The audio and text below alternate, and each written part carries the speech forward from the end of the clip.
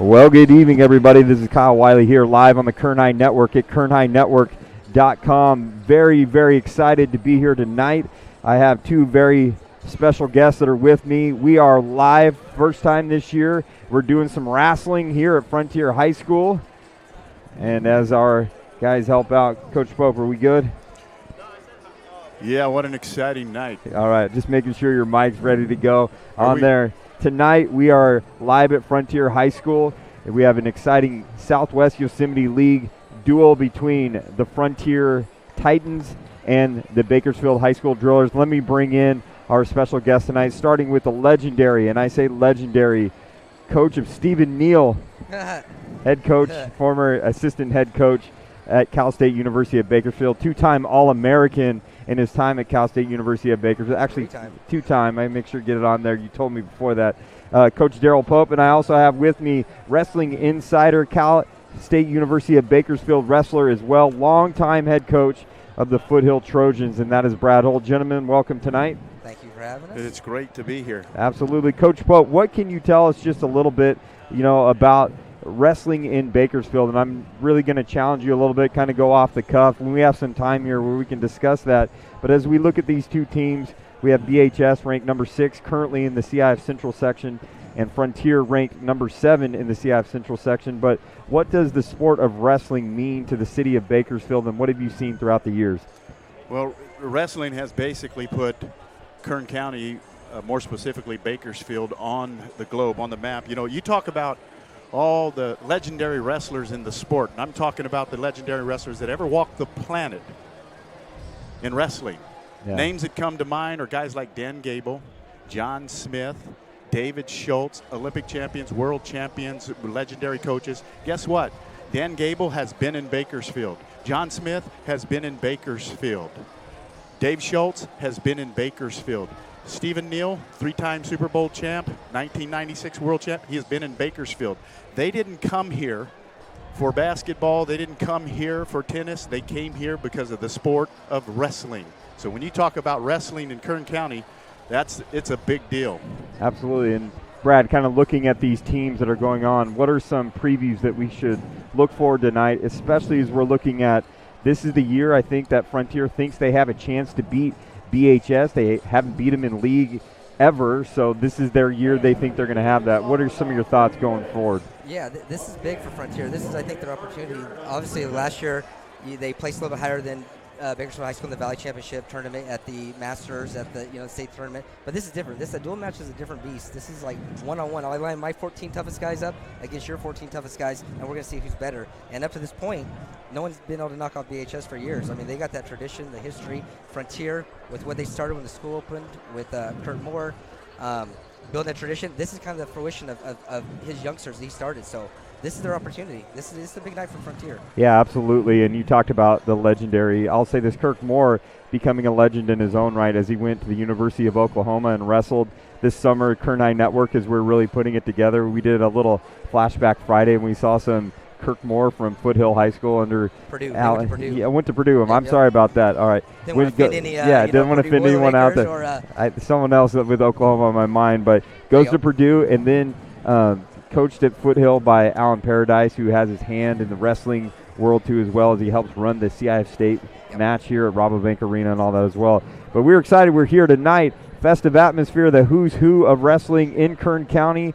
And it seems like even if you're not a who's who in wrestling, you're a who's who in sports and athletics all around are out here tonight watching this. It is a packed house, and we are very fortunate at the Kern High School District to be able to cover this match live at Frontier. We're going to be getting going at 7 o'clock. There's about 6 minutes to go, and then it is wrestling time. Excited, gentlemen. One thing I got to say, Coach Pope, very exciting. I know you may not wanted to talk about this and all that stuff, and we'll bring it on air. Very exciting that next week you're going to be heading to the University of Wyoming, and you're going to be watching your son wrestle for the last time at home.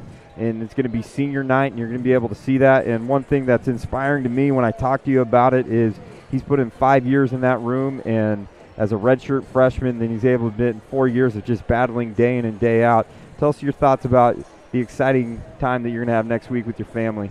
Yeah, that's a great opportunity to go back and watch my son on senior night. You know, regardless, when the kids go on, and lots of them have from this very stage right here, but when they go on to wrestle in college, Division I, and they make it in a Division I wrestling room for 5 years, I don't care what program, whether it's Iowa, Oklahoma State, Penn State, Ohio State, or if it's a lower tier program, you survive 5 years in a Division I program, even if you don't crack the lineup, that's impressive. So we're real proud of my son. We're looking forward to watching him compete against Utah Valley and North Dakota State. Yeah, how's the weather there right now? Well, it's Wyoming. Yeah, absolutely. I don't need to say. You don't need to say much more.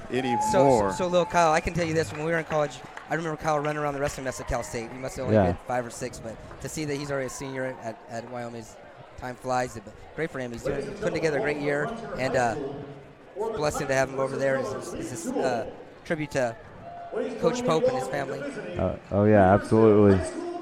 And right now, the lights have come off, and this is a festive atmosphere here at Frontier as starting lineups are going to be announced. Looks like BHS is waiting for what's going to happen. They don't know. They're like, what's going on here? And as Julian pans in at the intro, we are going to see. They're going all out. They got the lights, the light show, the music, the inflatable.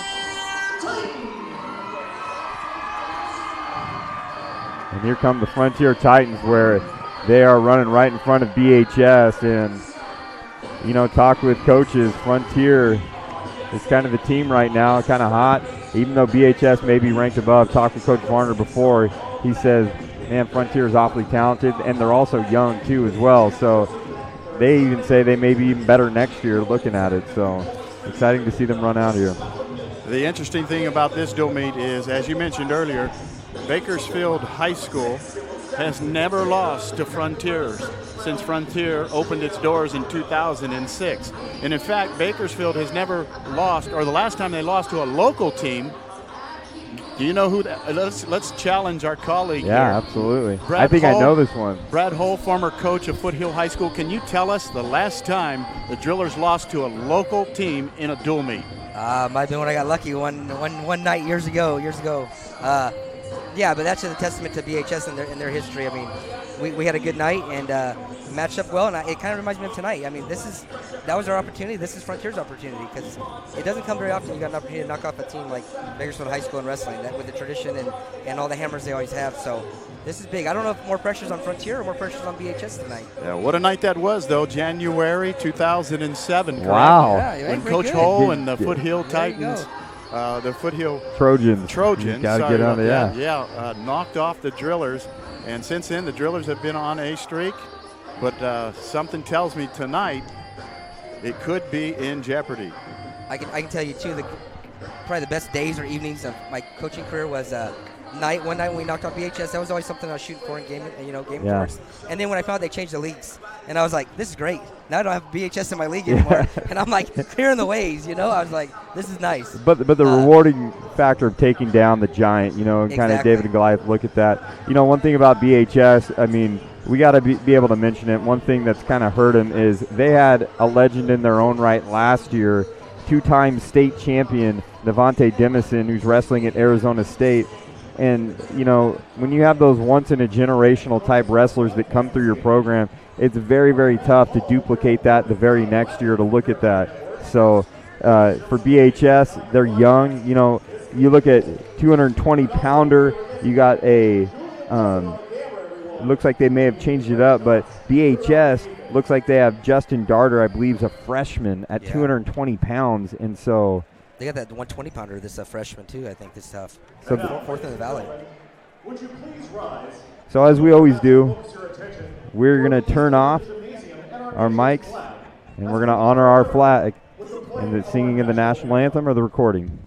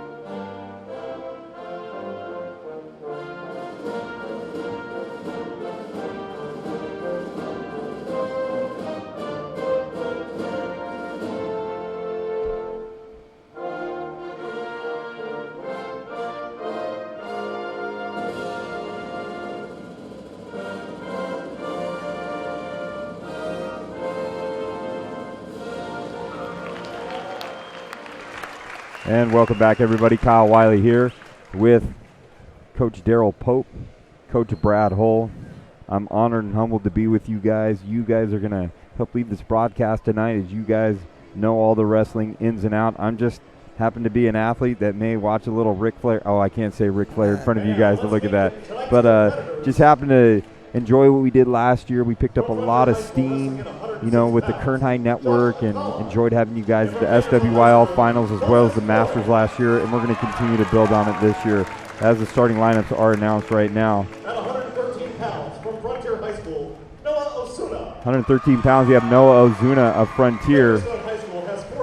That makes sense. When I was watching Frontier when they ran out and they warmed up, and the little 13-pounder right there, he was staring them all down. I was like, look at this guy. Yeah. He's going to forfeit. So he's the guy. Hey, he knows he's winning, so he can do that. And I think for Noah Ozuna, you look forward to this match and then to get a forfeit because BHS's wrestler was sick. To look at that. As we continue, 120, we got Cole Reyes and Kevin Lucio. That's going to be a big-time match that we'll see tonight among the top ranked at 120 pounds in the CF Central section.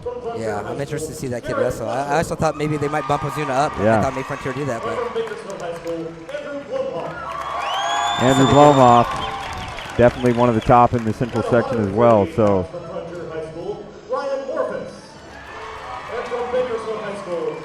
here's the key when it comes to dual matches are total chess tournament. I mean, chess match, like it's all about getting the right lineup, matchups together.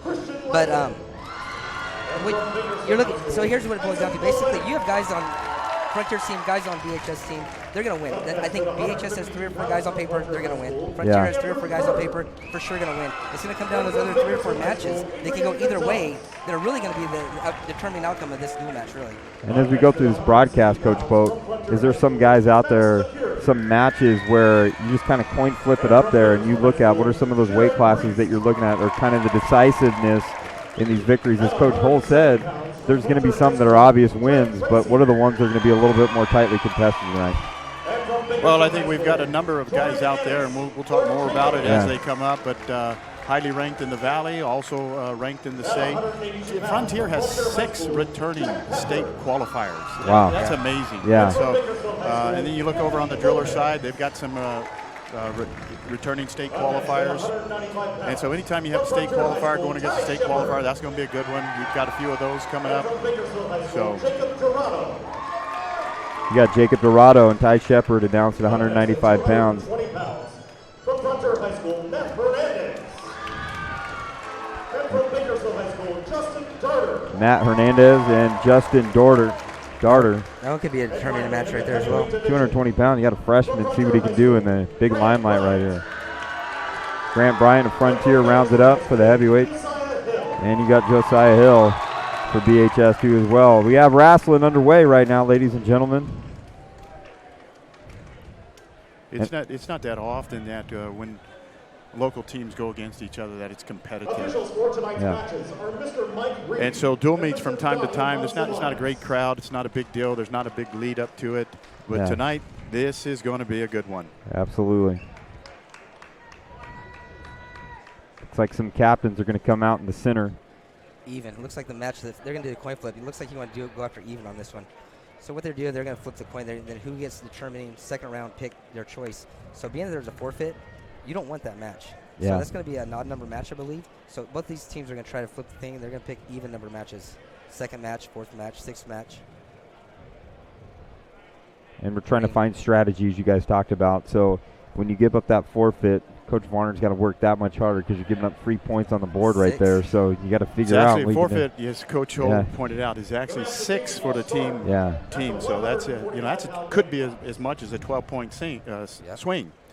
If you've got an athlete that can pin their guy, well, when you forfeit though, you give up that 6 and then you give them 6. So that's a 12-point swing. That's a big deal in a tight match like this. So here we go, 145 pounds. That's a senior out there on the mat from Bakersfield High School, Isaac Olynyk. Record of 12-1. Currently ranked number 7 in the state. So we talked about like people on paper. You know, obviously BHS is favored in this one by a lot. But it's not only that he's going to win, but if your Frontier is, don't give us those bonus points. You know, I mean, not saying he's going to lose, but I mean, a decision at 3 points given up or 4 points is a big difference between 6 points.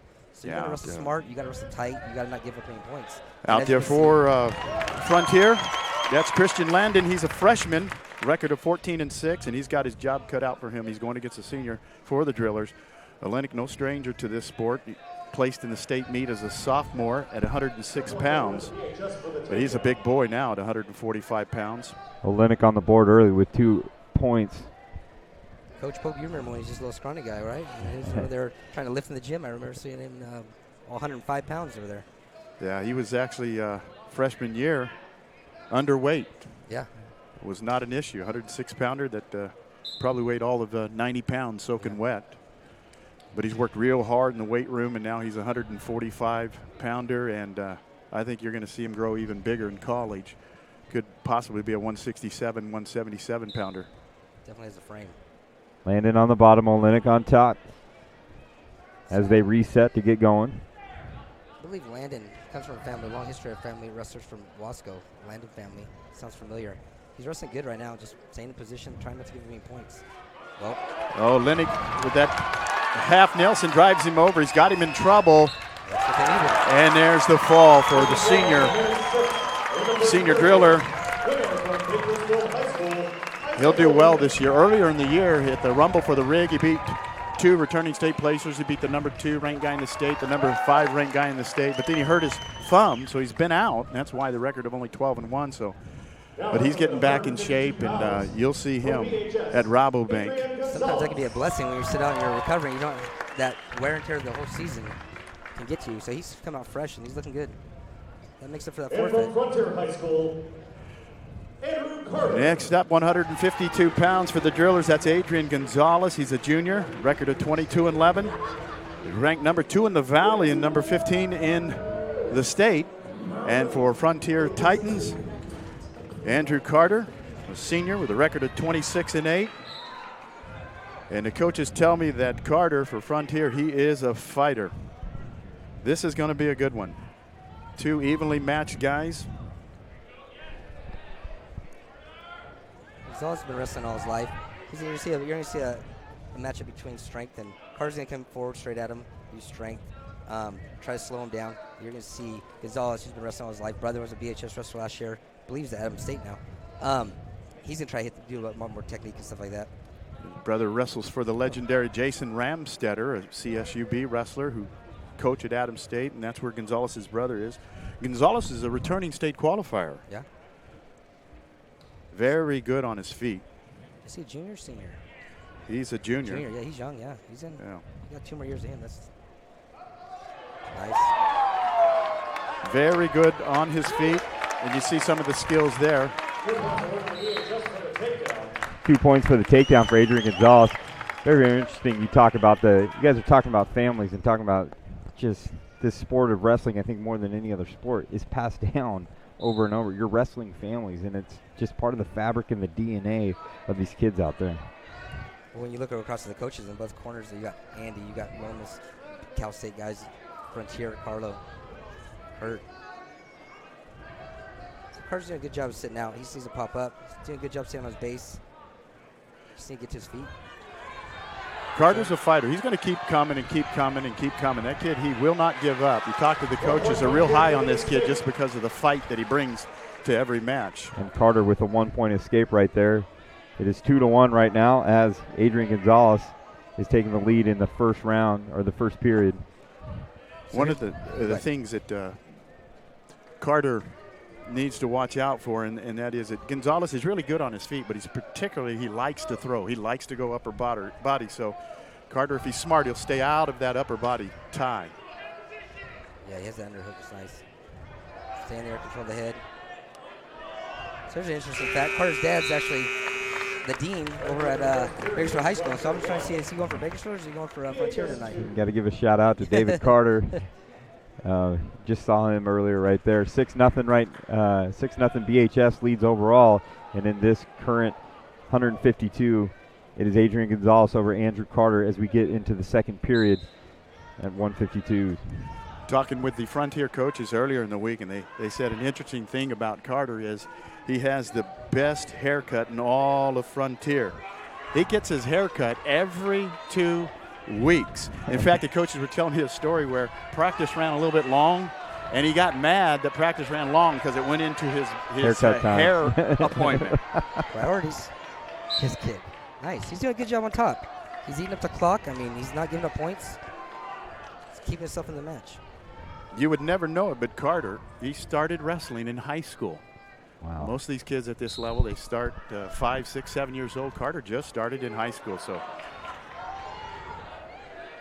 And with that Frontier program, Kurt was having those guys, Carter, they're going year-round, so he's been year-round for 4 years, putting in his time. Carter doing a nice job against the returning state qualifier Gonzales of the Drillers. And Gonzales is looking for that 1-point escape right now for the Drillers. And goes out of bounds yet again. 1 minute, 20 seconds left to go in this second period. 152 pounds. BHS Frontier Titans live at Frontier High School. Kern High Network, kernhighnetwork.com. Gonzales is actually kind of small for the weight, and I think that's why you're seeing a little bit of a struggle to get out on bottom. We got 2 points there. One's going to be locking hands, and one's going to be the escape.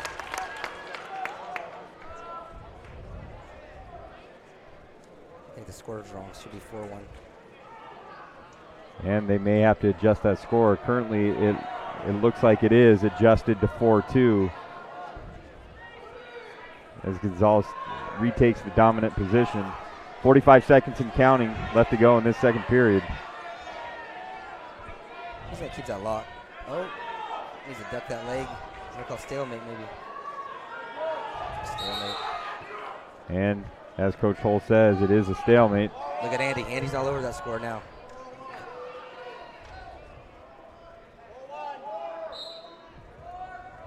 That's one thing you do as a coach. I mean, that's kind of you need to keep control. Your wrestlers wrestling. They should be going hard. You need to make sure the score's always right. And the score was adjusted 4-1. BHS is leading as Gonzales is trying to find a way, and you got to give it up to Mr. Andrew Carter right there. He's doing a good job of hanging tight with the state qualifier from last year. He needs to stay right there. Don't go out of bounds yet. Pushing too much.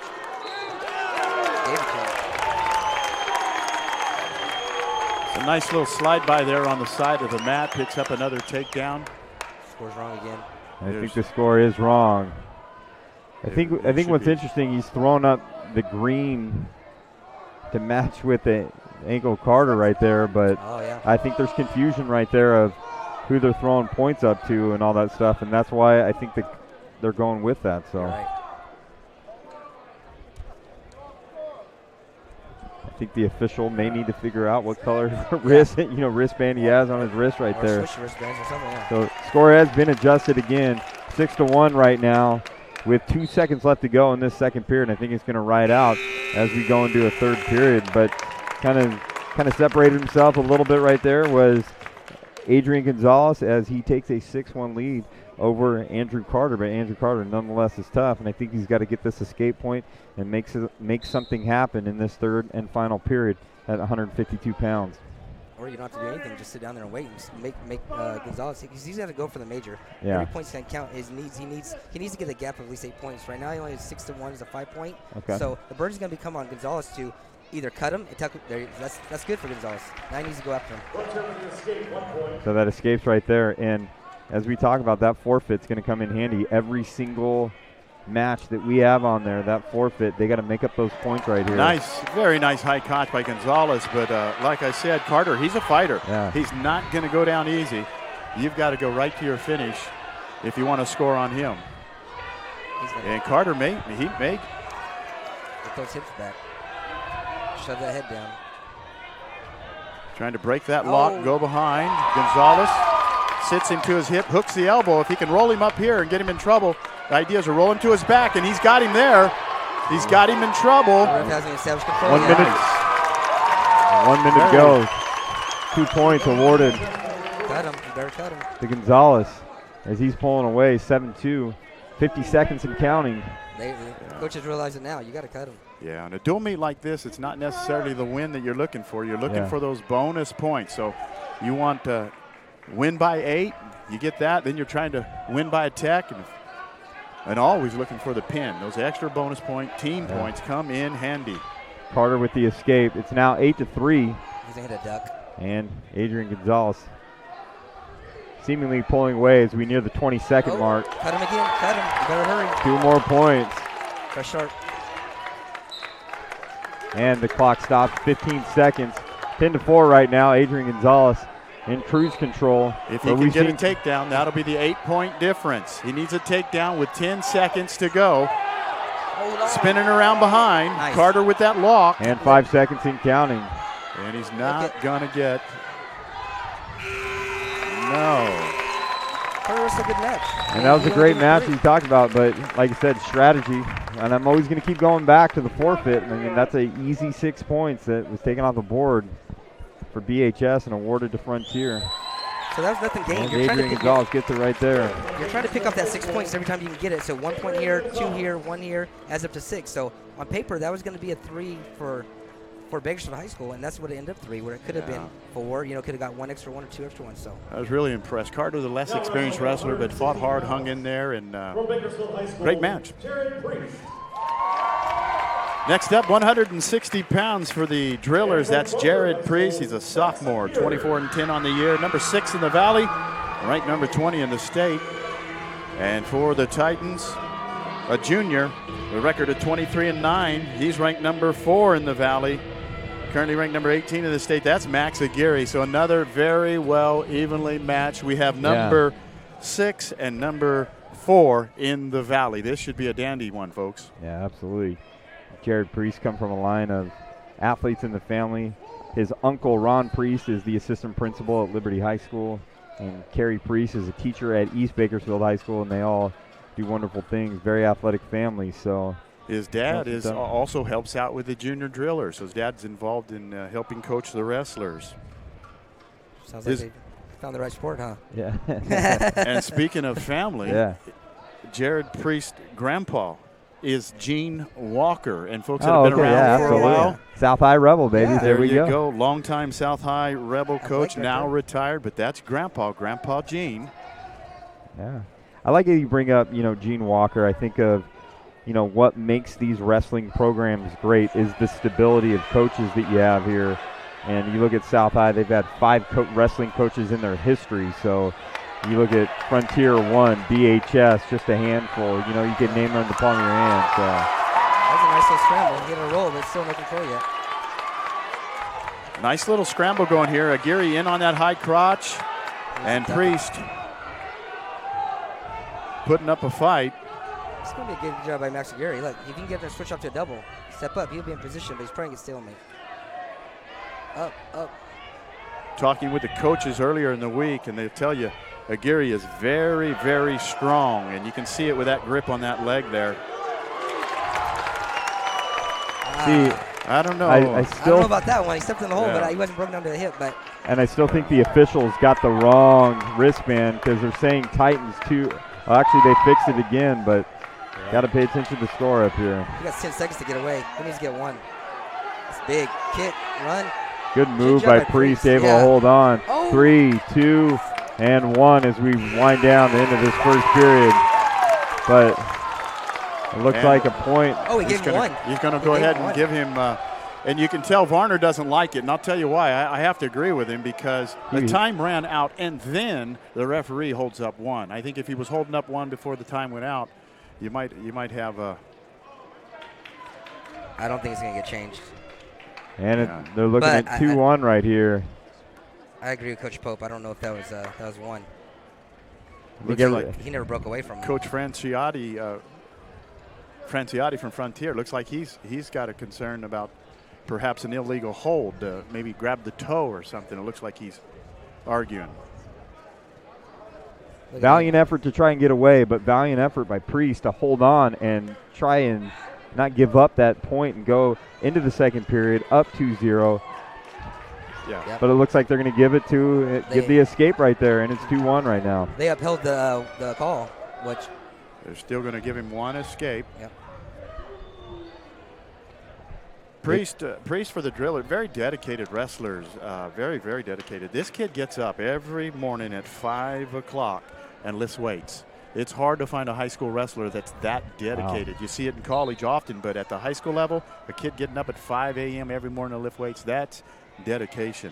Yeah, college you're forced to, so he's doing it on his own, so it's real good. Last year and a half, I've been getting up at 5 a.m. too. But you're not lifting weights, though, right? I am lifting weights. I'm getting up there, lifting weights, getting my CrossFit on, and good for you. Hopefully getting better at that.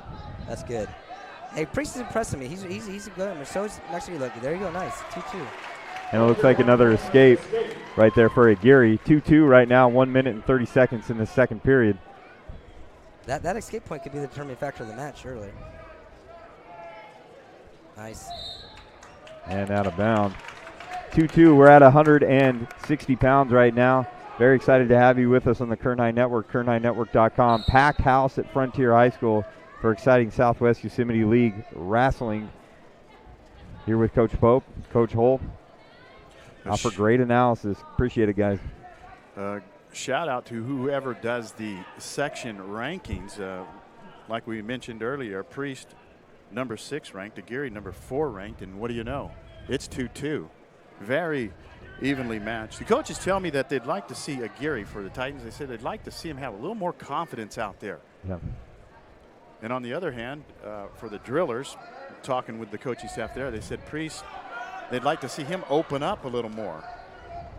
And so I think that's why we're seeing a little bit of standing around. Maybe it's a lack of confidence on one side and then a fear of opening up on the other side. So lots of pushing and shoving, but not a whole lot of action right now. You know, you talk about a tightly contested match like this, your confidence elevates when you're able to win a knockdown, drag him out, you know, type of fight right here. And, you know, for Aguirre, if he can capture this and get the victory right here, that's a confidence boost for him. Absolutely. Nothing breeds success like success, or breeds your confidence.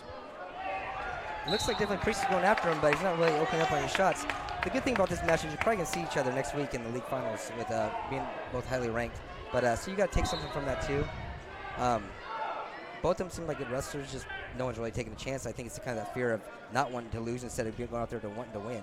Kind of got to let it fly and trust himself. And as that second period comes to an end, no one scored points there as they're still trying to figure things out. Priest is electing in this third period to take the bottom position in order to get that 1 point escape and get some more points on the board for the Drillers, as they still have to. It's 9-0 right now overall, the team lead, but they still got to dig themselves out of an 8-point hole with the forfeit that we'll see later on when we get there. And Priest does get the 1 point escape as he gets back and is looking for a takedown now to increase his lead. He's now up 3-2 with about 1 minute and 40 seconds left to go in this third period. Aguirre's older brother wrestled for the Titans as well. So I think what you're going to see here is Priest, he's a counter wrestler. So he's going to just stay in good position. He's going to push forward. He's going to try to own the center, and he's going to try to score every time after Aguirre takes a shot or an attempt. So because he's winning. So as long as he's not backing up, he'll be fine. But he's just going to sit there, hold his position, wait for Aguirre to come after him, and then try to counter every one of his shots or one of his takedown attempts.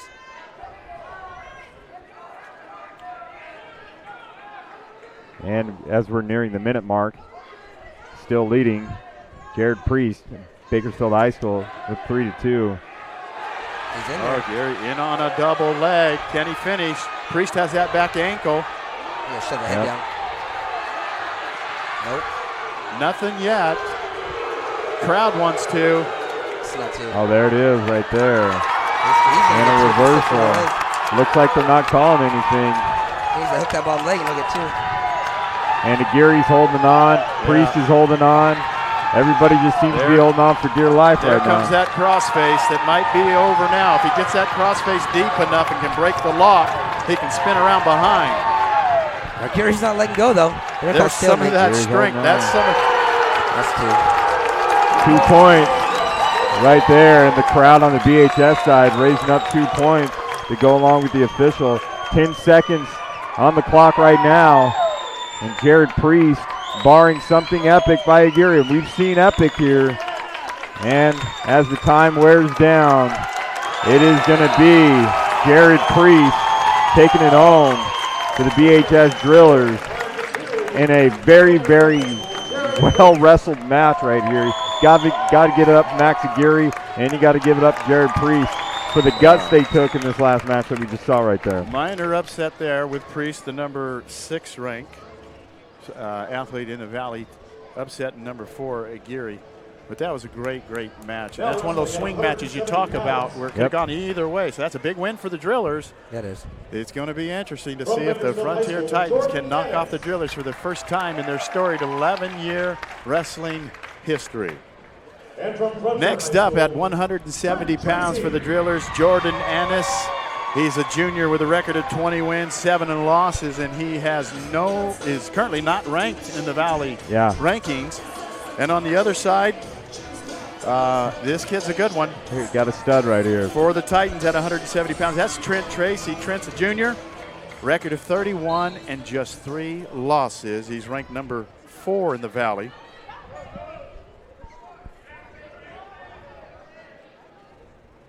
Seen this kid get bigger and bigger over the years. Started I think around 120, 130, and then just got bigger and bigger. If I remember last year, we were seeing Trent Tracy wrestle with the likes of Monty Dempson, That's and right, going against that. Yeah. And so that was a good eye-opening experience when you're going against the likes of Nice inside trip by Trent Tracy. That was very well executed. It reminds me of the days way back in the early 80s. They had a wrestler named Jesse Reyes. He wrestled for the Drillers. He wrestled for Cal State Bakersfield. He was a Division I national champion. He had an inside trip just like that. Yeah. That was reminiscent of those days. And a very nice Mendoza tilt.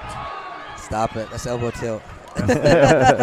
Keep it going. We all learned at the same this. time. Come on. I'm just kidding. This. No, Mike Mendoza, former coach over there, would use this move all the time, would take that back to wrestle in the summer with the BHS guys over there, and next thing you know, everybody's calling him Mendoza. So, of course, Mike Mendoza wrestled for Cal State Bakersfield, and then he was the head coach for Cal State Bakersfield, then the head coach at Boise State, and then unfortunately they dropped their program, and now he's the junior college coach in Colorado at Eastern College in Colorado.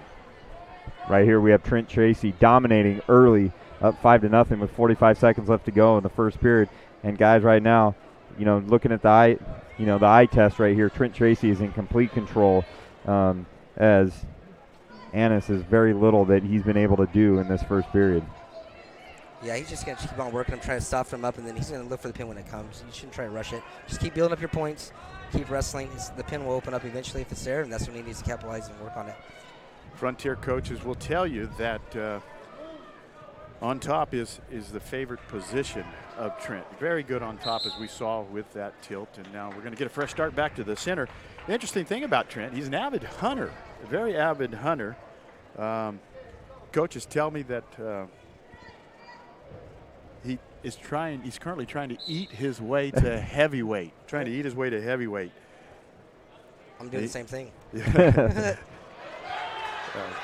going to need points. Crawl forward. He actually lost 8 pounds in one practice. They tell me 8 pounds in one practice from all that eating. And at the end of the first period in this 170-pound match between Jordan Annis and Trent Tracy, it is all Frontier as they're up 5-0. BHS is leading overall 12-0, but we always got to add +8, +6. We get what we get for the forfeit. So always +6 to Frontier, and I know that Coach Moore is looking at that. Jordan's doing a good job on top. He's eating the clock, which definitely the clock is what's his friend. He has to. Each second that goes off is great for BHS. Tracy is in good control here, but if you talk to the coaches over the Drillers, they'll tell you Jordan is one of the most improved wrestlers on the team. So he's green, he's inexperienced, but he's one of the most improved. They really like this kid. And I think for Jordan, this is a defining match for him, is a good measuring stick. As he's a junior, Trent Tracy is a junior, and he's going amongst the best. He's got to compete against the best, and eventually he's got to sneak out a win against the best in order to really elevate his wrestling to the next level. But here's the thing. Sometimes in a duel like this, a win is like maybe a loss of only a decision in 3 points. Yeah. Oh, yeah. I mean, it's totally different. Like I said, it's a strategy point. You're trying to hit 14 different points to where you're just not giving up points. You can't give up bonus points. That's, basically the first one to hit 30 is probably going to be the winner of this duel match. That's kind of the key. That Tracy to his feet. The deal here is you want to stay. He's going to call stalling. He's going to call him stalling. It's kind of quick. So, yeah. So the refs want to see you return them to the mat quickly. Of course, on bottom, when you stand up, the idea is to stay on your feet, fight that lock, and try and get the escape. Closing down on a minute in the second period. It's all Tracy of Frontier up 5-0. But I'll tell you what, Jordan Annis in this second period has done a much better job than he did in the first period, as he's had the top position most of the time. We do know that it is one thing he's working on consistently is being on the top and being, not as sloppy as some of the coaches may say he gets in there, but maybe that's the inexperience, and maybe that's the experience of Trent Tracy where he's able to dominate that top and dominant position. He's doing a good job trying to Trent Tracy's right ankle. If you look at that, he's just called an ankle ride, Iowa ride. He's trapping that ankle, so he can't really get out. Yeah. He just keep doing what he's doing. He's doing a good job on top. Trent needs to explode out or hit a switch or do something because he's trying to tripod. He gets to a tripod position, but he's not getting out. As they reset to the center, 34 seconds left to go in this second period. Live at Frontier High School. From the start of this match, I would have thought by now this was going to be a tech fall, perhaps a pin, the way Trent Tracy came out, but Jordan Annis is really manned up here, and now he's possibly going to turn Tracy with that power half and that leg vine. I think he needs to get his hips on top. Hey, I don't know about you, but if I'm BHS, I'm Andy, I might go top again. I mean, it's not the smartest thing to do for if you don't win the match, but you're 3 points away from a major. If you can ride him out and not give him 3 points, I'm going top. I'm picking top. Look, they're thinking about it. They should Well, go let's top. see what Coach Varner's going to do. Sounds like solid advice from Coach Hull. It's kind of hard as a coach. This is where it's tough. I hated to do this because you're basically telling your kid he's going to lose the match, not lose the match, but you hope he understands that he's winning it. You know what I mean? Chess match. And it's part of the team building that you got to go over all these situations. In other sports, we talk about having a high sports IQ. Hopefully these wrestlers have that same IQ when they're getting in there, that if you can just hold on and not give up any points. No. I don't agree with that call. I think Annis was trying to return him to the mat. That was a rather quick stalling call. But nonetheless, 1 point for Trent Tracy on a stalling call. I think some of the refs sometimes forget. I mean, the rule isn't when they get to their feet, it's 5 seconds. It's as long as the top man's trying to return and as long as the bottom man's trying to escape. If I'm bottom guy, I stand up and I don't do anything. There's friction between each other. I mean, absolutely. There has to be some working towards something. I think Trent Tracy's used that to his advantage. He's standing up, getting his feet. He's not trying to get away. He's working for the stalling, which is smart. He might hit 8 points here if he just gets to his feet and doesn't get away. 1 minute, 31 seconds left to go. 6-0 right now. Trent Tracy in control of this 170 pounds, but I tell you what, Jordan Annis is working his tail off right now to minimize the damage that's already been done in that first period. So right here, that's not his mat. No, that's not. It's not. I don't think it can be. His hand was on the mat even. And they call that stalling call. And it's 7-0 right now. You hear the reaction from the driller crowd. They don't like that third stalling call, actually, and second point. Oh, was it? Okay. He's gonna tell him right now. I bet you they changed that. It's Coach Lomas out there for the drillers. The drillers have a unique situation. They're actually co-head coaches. Andy Varner and Frank Lomas, co-head coaches. Coach Lomas wrestled for Cal State Bakersfield, the NCAA Division I national qualifier.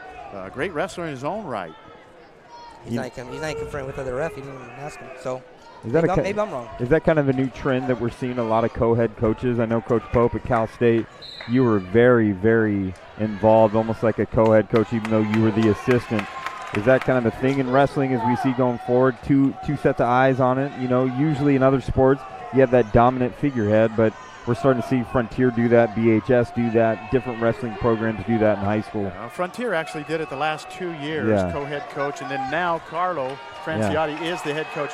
I think they use it to transition from one person from an assistant to a head coach, and I think soon you're going to see Lomas transition into the only head coach. Yeah, so what Coach Pope's talking about there is, like, you got to remember, Andy's on staff. He's there. It's a big difference when you're there every day with the kids, and now that Lomas got hired on over there, so that's where you're going to see the transition. That's just Andy's way of kind of phasing out, probably. Very, very crucial point right here. Absolutely. It's 7-0, and we got 20 seconds left to go. And Coach Varner and their staff is getting excited, and they're just trying to tell Jordan Annis just to hold on So it's not a dominant victory for the Frontier Titans. We're talking about 1 team point. 10 seconds right here for that 1 point. Tracy fighting like mad to get out there. Annis is holding on, doing everything he can. 2 and 1, and there it goes.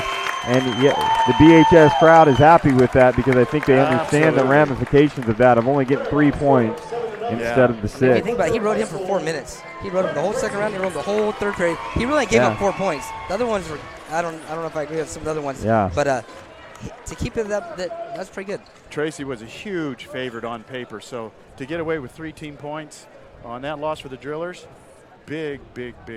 So we always got to remember, I mean, it could have been 12-12 right now because we always had to have that 6 on there, so it's 12-9. So that's key victory right there. And I'm not trying to say anything with the coaches, but these are the kind of things you need to know on Frontier. Like, you need to know that he's tough on top. So maybe you don't pick bottom second round. Maybe you go back to top and you hit that elbow tilt, Mendoza tilt, whatever it was, or you go on your feet. I mean, going bottom was not the best thing for him. Here we go, 182 pounds. Coach Pope, take it away. Hey, another very evenly matchup here. We've got for the Drillers a senior with a record of 13 wins and 9 losses. He's not ranked in the Valley.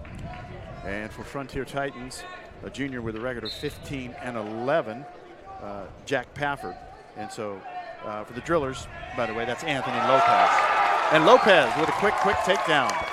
Nice little peek out. And here's the thing, this is one of those decisive matches where this is the wild card type where neither guy's ranked, neither guy's heavily favored, may not get the spotlights of some of the others that we're going to see later on, but this is what wins the duel for either team. This is what makes your season as a wrestler sometimes, is it? You know, you win that match, there's a determining factor in the duel match. I mean, that's why I like duel matches. A lot of people are kind of going away from duel matches, but for these kids that aren't maybe the top rank in the Valley or the state qualifiers, maybe they're going to make it to state. I'm not saying these guys won't, but this could be the highlight of the pinnacle of their season this year.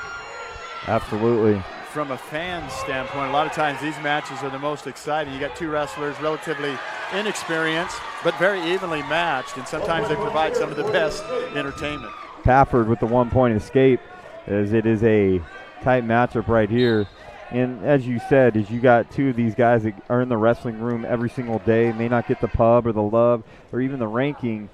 They're your biggest fans because those are the most loyal guys that love the sport of wrestling, and they are just there to be a part of something special. And as Frontier and BHS have built up traditions of excellence in wrestling, they want to be a part of that. You watch Andy and Carl, they're going to be doing some real coaching here. You'll see them getting out of their seats on this one because they know how every point is so important. See? Look at both of them, both of the coaches. They know. Hey. This is a make or break match. Another nice takedown there for Lopez. Extends his lead. He's up 4-1. Lopez has the nickname the Sweeper. They call him the Sweeper. I guess he's got a sweeper single, although we haven't seen it yet, but he's performed 2 nice takedowns, but we haven't seen the Sweeper yet, so I'm looking for the Sweeper at any moment to come out. 29 seconds left to go. The voice of Daryl Pope and Brad Hull. I'm Kyle Wiley. Glad that you're joining us on the Kern High Network at KernHighNetwork.com. Exciting dual Frontier BHS. Big time atmosphere going on tonight. And a 1-point escape for Jack Pafford. He scored his 2 points on escapes. It's 4-2 right now. Anthony Lopez is currently leading as 10 seconds are winding down in this first period of the 182-pound match between the Frontier Titans and the BHS Drillers.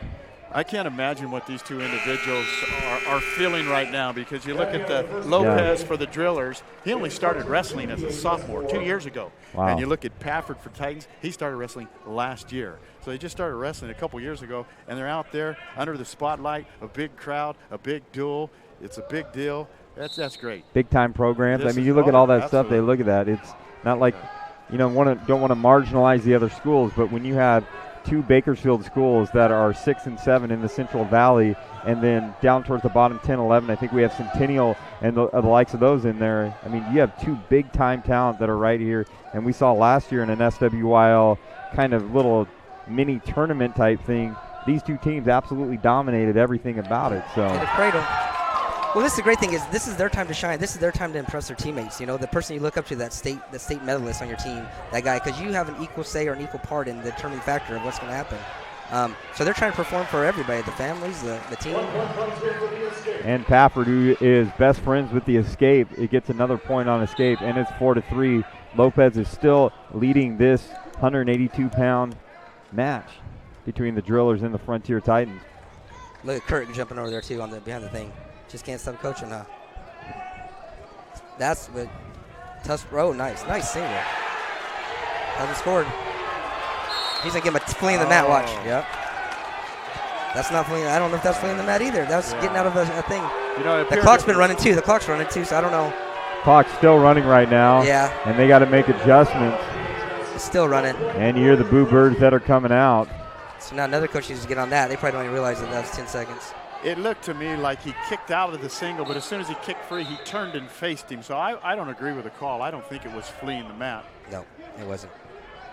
You know, that's the sad thing. I mean, I'm not saying these guys are great officials. I'm not knocking them. It's tough to be an official, but you never want to determine the outcome of a match or play, you know, anything of your calls, you know, have to do with the outcome of the match when it comes to those.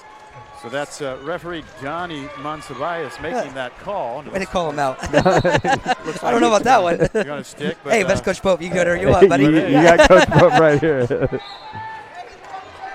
Hey, but his coworker out there, Mike Reed, confirmed the call. So hey, there you go. If you're going to call one out, you're going to call them both out right there. Yeah, absolutely. But as you guys' points is, you know, I don't think the nerves are only racking for these wrestlers. 2-point takedown right there for Anthony Lopez to get back in control of this match as we have 30 seconds left to go in the second period. But I think the nerves are also on the officials because they know this is a big-time duel, and they want to do the very best job that they can do. And sometimes the calls may get a little off. Maybe it's the nerves racking going in there, but they want to make sure that they have a great duel because they also realize that this is an important match. It's tough. It's tough. I've all my years of wrestling, coaching, and that a couple times I try to officiate just in the thing to keep track of everything, the reversals, the turns, the near fall. You know, it's tough. Lopez is actually the smaller of the two athletes out there. He's very small for the weight. He's got him around the neck. And 5. He's picking up a count. He's coming down. He's got him in trouble. And there goes on. We're going to see how many points are given right here. BHS crowd is calling out 3. And they're going to turn around and give 2 points. And it's going to be 8-4. BHS crowd, once again, the Boo Birds are out. We're right in the middle, the thick of that right here. But if he would have had that extra 10 seconds that they took away from earlier on the clock, there's the difference right there. That's code. That's what you got to know. And that's where everyone's got to pay attention. And you hope that in a big match like this, you got your best people at the spots, the game management, all that as well. Because you're right, 10 seconds right there. That could have been 8 points right there for BHS.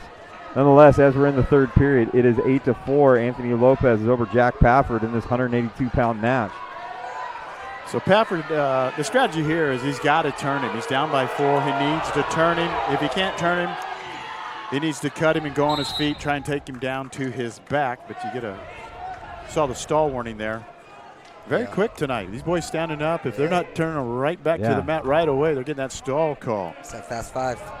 Hey, so I don't know if I wouldn't maybe went. You got it. So looking on the other side for BHS, he's trying to score 4 more points. So I don't know if I go down. I try to take neutral. So you get takedowns. You got to build those up. Every second that goes by is good for Frontier. Here's what the battle is to start to run. Can BHS score 4 points? Can Frontier not give up 4 points? And you get the 1-point escape. 3 now. That's Anthony Lopez. As the score is now 9-4. He probably has to start maybe looking for some takedowns and get that dominant victory right here to have that as we have 1 minute and 20 seconds left to go on the clock in this third period. Very exciting match, 182 pounds. Nice little duck under. He needs 2 takedowns. He's going to give him that one. Cut him. Toes are in. And 2 takedown. There was a point given to Frontier. I don't know if they gave that the escape right there, and he wasn't even out yet. But it's 11-5 right now. He needs to get 2 more points to look at. I don't know a whole lot about wrestling, but I do know a little bit. I get a little head scratchers every now and again to look at that. So BHS is going to realize here they're going to have to cut him.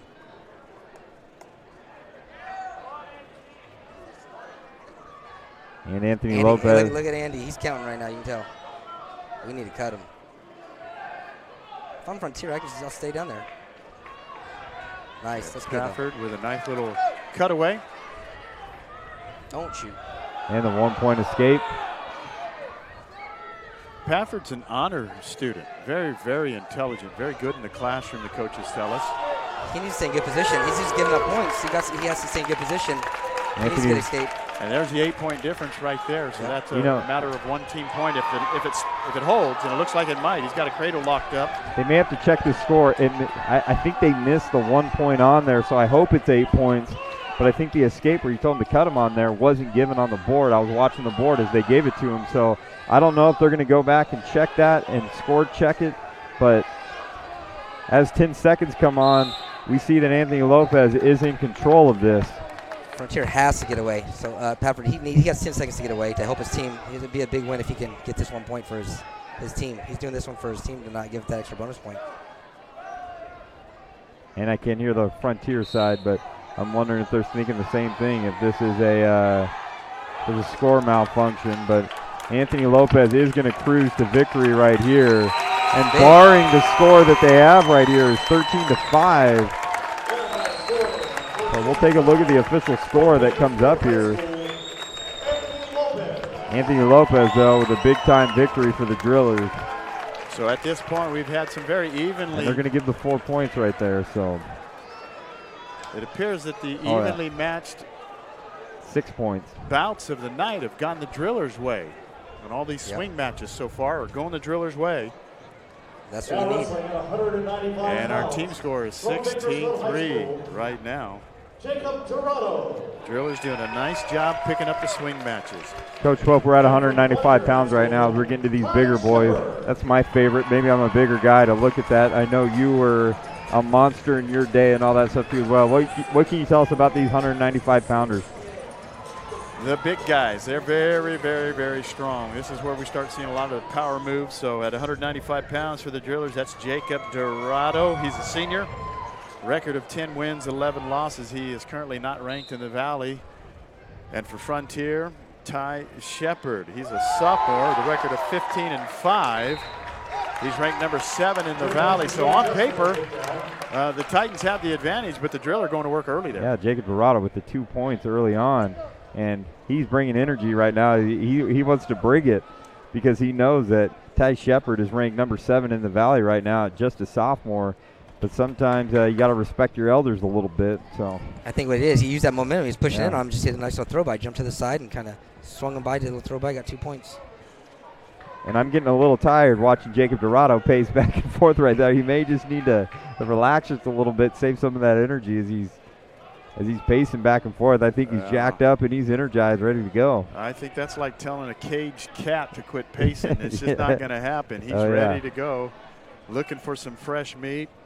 And Ty Shepard needs to pop up and go to work. You know, the interesting thing about what we're seeing tonight in a big match like this, it's different.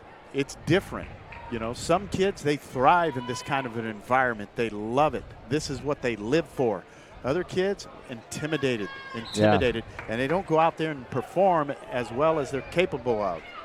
You know, we saw that with Devontae Demison. I think when the lights shine the brightest, he was absolutely dominant. So as we see right here, Ty Shepard is able to break away, get points on the board, and it is now Jacob Dorado up 2-1 with those early 2 points coming out firing on all cylinders as Ty Shepard.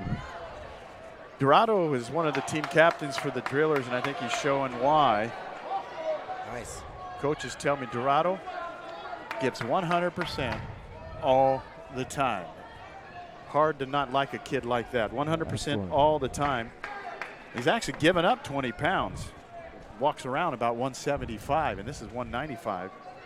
And you like those unselfish players that are willing to give it all the whole time, because there's a place that not everyone has to be the superstar, not everyone has to win state, but you just need those key players that make everyone in the room better. And that is, according to your description and your great research that you've done this week, that seems to fit the bill for Jacob Dorado.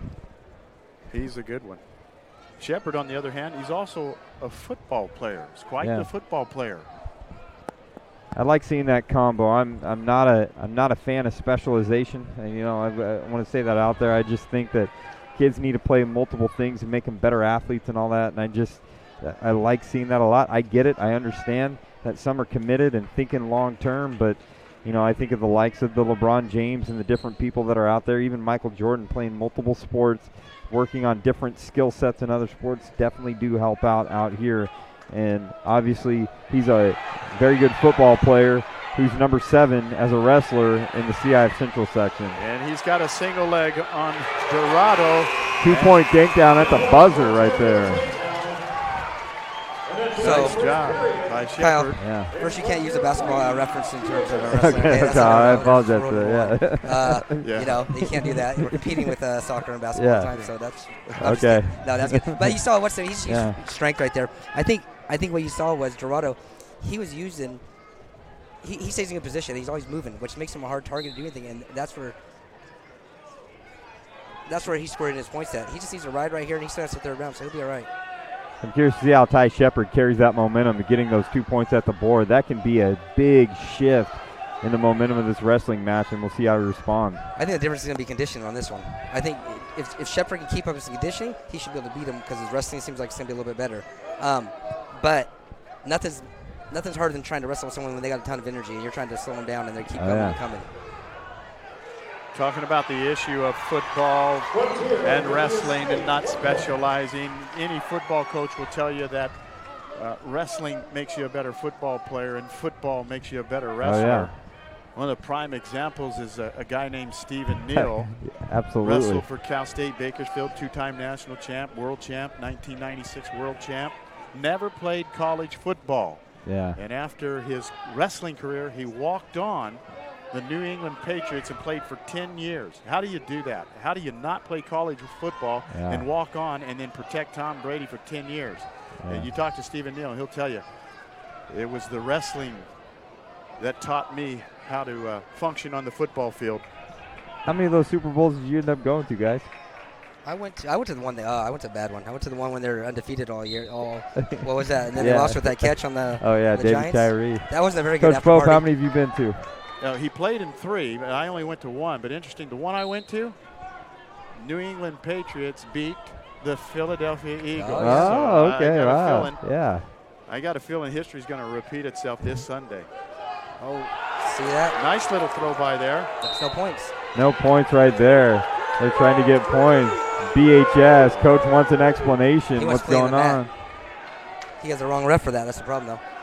Coach Lomas is not happy with the call. He might give it to you. Watch this. If he confers with him, Montebias might say that it was fleeing the mat. So Reed and Montebias will talk it over. Yeah, I think right here as they're talking it over, they've already called it one time. And so this has got to be frustrating to coach. They don't give this point. They're going to shake their head no, but trying to find that consistency if you're going to call it earlier on something very similar to what we see right here. 20 seconds left to go in this second period, 195 pounds. We have Jacob Dorado and Ty Shepard. Dorado needs to keep push, pull. There you go, exactly. Keep that pressure. If you don't get this one, you'll get it the next round. Keep push, pull. Keep driving forward. And we get into 5 seconds, and it's coming down. And that's going to sound the buzzer right here. I don't know, do you take bottom or top? I mean, you're giving up a lot of weight here, so, I mean. So, Coach Pope. That's what they're saying. They're going neutral, exactly, yeah. Coach Pope, are you thinking this is one of those swing matches right here?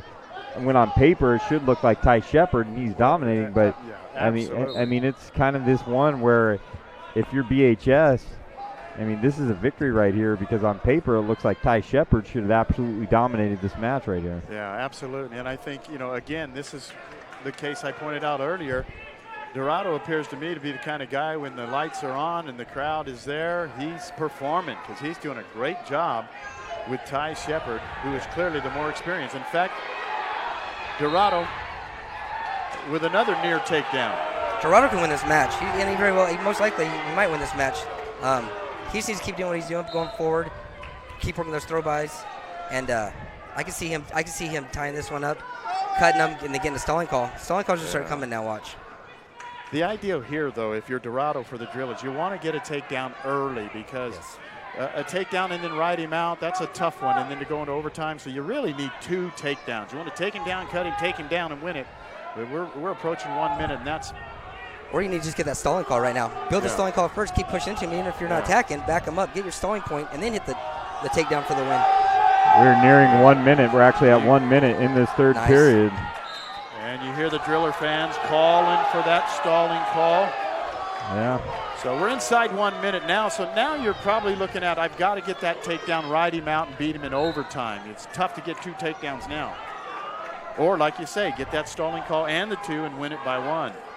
We'll see what Dorado has. Nice little slide by. They'll call stalling. And the officials are remaining stoic in the Drillers' plea to get some points and some stalling points. Dorado is definitely the aggressor. Shepard looks to be somewhat fatigued. 40 seconds to go. This is the excitement that we talk about in wrestling, which makes it such an amazing thing to cover in the Kern High Network. Shepard trying to hold on. Dorado trying to find a way to get that takedown. 25 seconds. This would be huge for the Drillers. Keep going. And they're remaining stoic and not saying anything. Shepard's holding on. 21 seconds left to go in this third period. Dorado needs to keep that bounce going, keep that movement going. Make it look like you're busy with that stalling call even easier. Problem is he's running out of time now. He might get a stalling, but he won't get the 2. They'll call stalling, but he's calling it. We get the stalling call. It's now 4-3, 10 seconds left to go. We've seen a lot happen. I think of Sam Loera last year. A lot can happen in these 10 seconds. 5 seconds to go right here. It's not enough time. Oh. Not enough time. It doesn't look like that. And it goes to 1. And Frontier is able to eke that out right there as Ty Shepard in a very good. Got to give your hats off to Jacob Dorado. Was the heavy underdog and to lose 4-3. I mean, BHS coaches will take that. Lot to work with.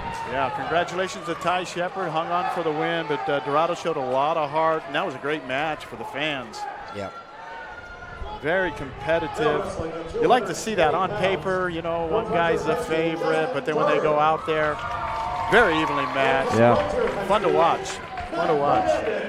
Now we're at 220 pounds, ladies and gentlemen, and we have the freshman Justin Darter, Bakersfield High School, Matt Hernandez, and Frontier High School. Coach Pope, what can you tell us about these two 220-pounders? Again, on paper, similar records. Darter 19-10. He's a freshman, but experience-wise, maturity-wise, Hernandez, on the other hand, he's a senior. So we got a senior and a freshman. Basically, you got a man and a boy. They look like 2 men to me. I don't know. But they look big boys. Just kidding. I think this is going to be a good match, though, even though on paper Hernandez seems to be a little bit older. And there's Hernandez right now getting control of that right leg. And Darter, 2 points in the beginning of Frontier. What? Hernandez takedown. And for the first time, the Frontier crowd really getting into it, supporting Hernandez. This is a big match for them. Coaches will tell you, Hernandez, his strength, he has a lot of heart. A lot of heart from Hernandez. I like that singlet. I haven't seen that BHS singlet. I think Priest was wearing it earlier. A little bit different. Darter on bottom here. Coaches tell me that Darter is becoming a pretty good wrestler. They're very impressed with how quickly he's picking things up. He's just a freshman. Just a freshman, number 6 right now. Wait till he's a senior, ladies and gentlemen. In fact, as a freshman, he's placed at every single tournament that the Drillers have gone to, with the exception of the Doc B, which is one of the toughest tournaments in the nation. Yeah.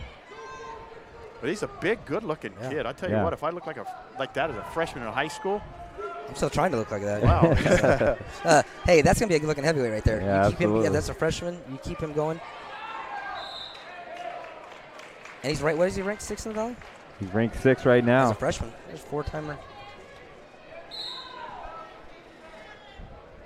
So here's the freshman Darter against Matt Hernandez, the senior. Matt Hernandez has to go after him. You can't lose to a freshman. I know that sounds bad, but I'm saying you got to have that mindset. You know what I mean? And that's not taking anything away from the other kid. I mean, he's a talented wrestler. But if I was Paul Gola, the coach of the Driller football team, I'd be all over this Justin Darter guy. If I was Andy Varner, I would protect him and not let him go. No, I'm just kidding. I'm just kidding. Hey, come on. I'm joking. I love football. We just talked about Kyle Pope earlier, and he was Great wrestler. Love watching him, but I love watching him play that fullback linebacker. Well, you know he loved football better, probably. Drillers have had a lot of wrestlers that played football as well. Silas Nasitas. Navante last year was all everything. Look at that. So when a wrestler goes to football, it's fun. You know what I mean? It's Coach fun. Gola and Andy Varner, great working relationship. Absolutely. And, very cooperative of his wrestlers playing football and Gola, his football players wrestling. They understand the benefits that it has on each kid. His hand elbow. Live in the Kern High Network, KernHighNetwork.com. We're in the second period of this 220-pound match. Right now, overall, BHS is leading Frontier 15-6, but we got to remember that 6 points are going to be added. And as the starting lineups were announced, that BHS was going to forfeit one match. So we got to keep that in the back of our head as we go through this. Yeah, 113's coming up. If you look closely, you'll notice that Hernandez from Frontier. 1 point escape for the freshman Darter. Has the nicest mustache on the team. Now, you don't get any points for that, but there's a lot of athletes that are very envious of that. Coaches tell me that Hernandez takes a lot of pride in having the best mustache on the team. Yeah, there's a whole mustache culture that involves a lot of grooming and a lot of things like that, and I've heard that Hernandez really takes pride in grooming his mustache. They actually had a contest to see who could grow the best mustache on the Titan wrestling team, and a lot of the fellas got discouraged and gave up because they couldn't even grow one. But quit the team or quit the contest? Quit the contest. Oh, okay, I'm sorry.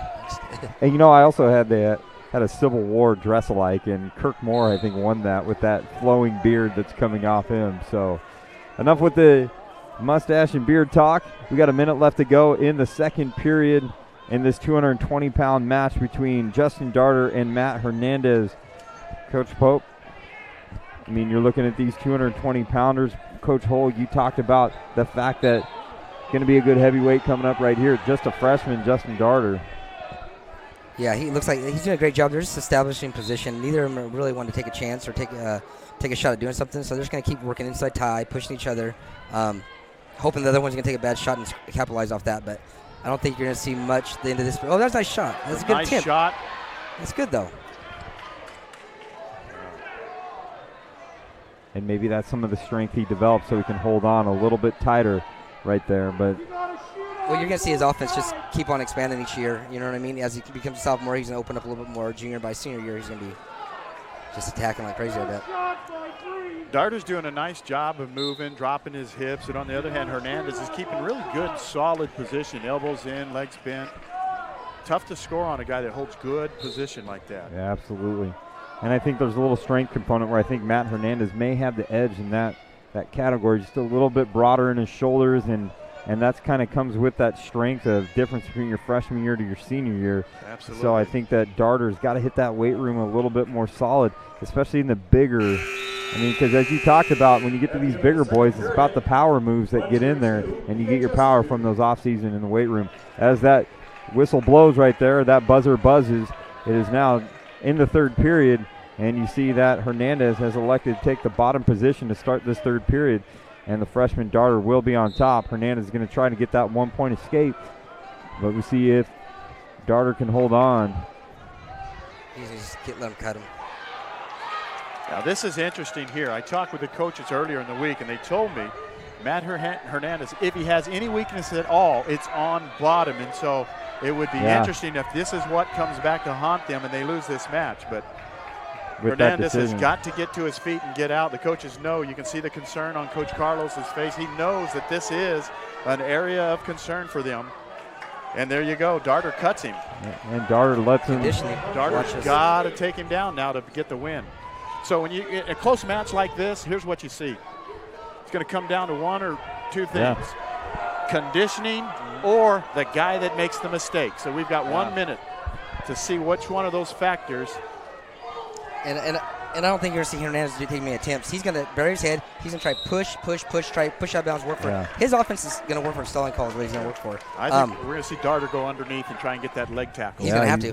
He's going to have to do something to get those 2 points on there. But I agree with both of you guys.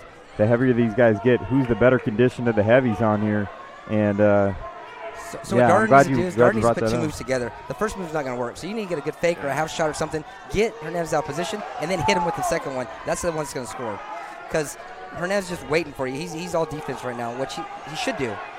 And you want to get in now. Too many times they wait till the last 20 seconds, and then the other guy's able to hang on. But, you know, get in there now. Get in there now. Don't wait. There he goes. Where's your second one? That's what you should Darter is coming with the underhook, driving him off the mat. And as that whistle blows, and there's the stall. And freezes it. 28 seconds left to go. And it looks like there was a stall call on there. I don't see the point being adjusted quite yet.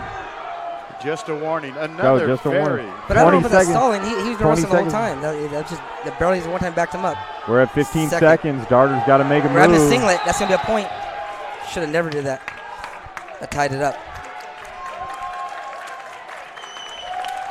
He put Darter back in the match on that one. And they had to switch the point. They got to make sure that it's 3-3.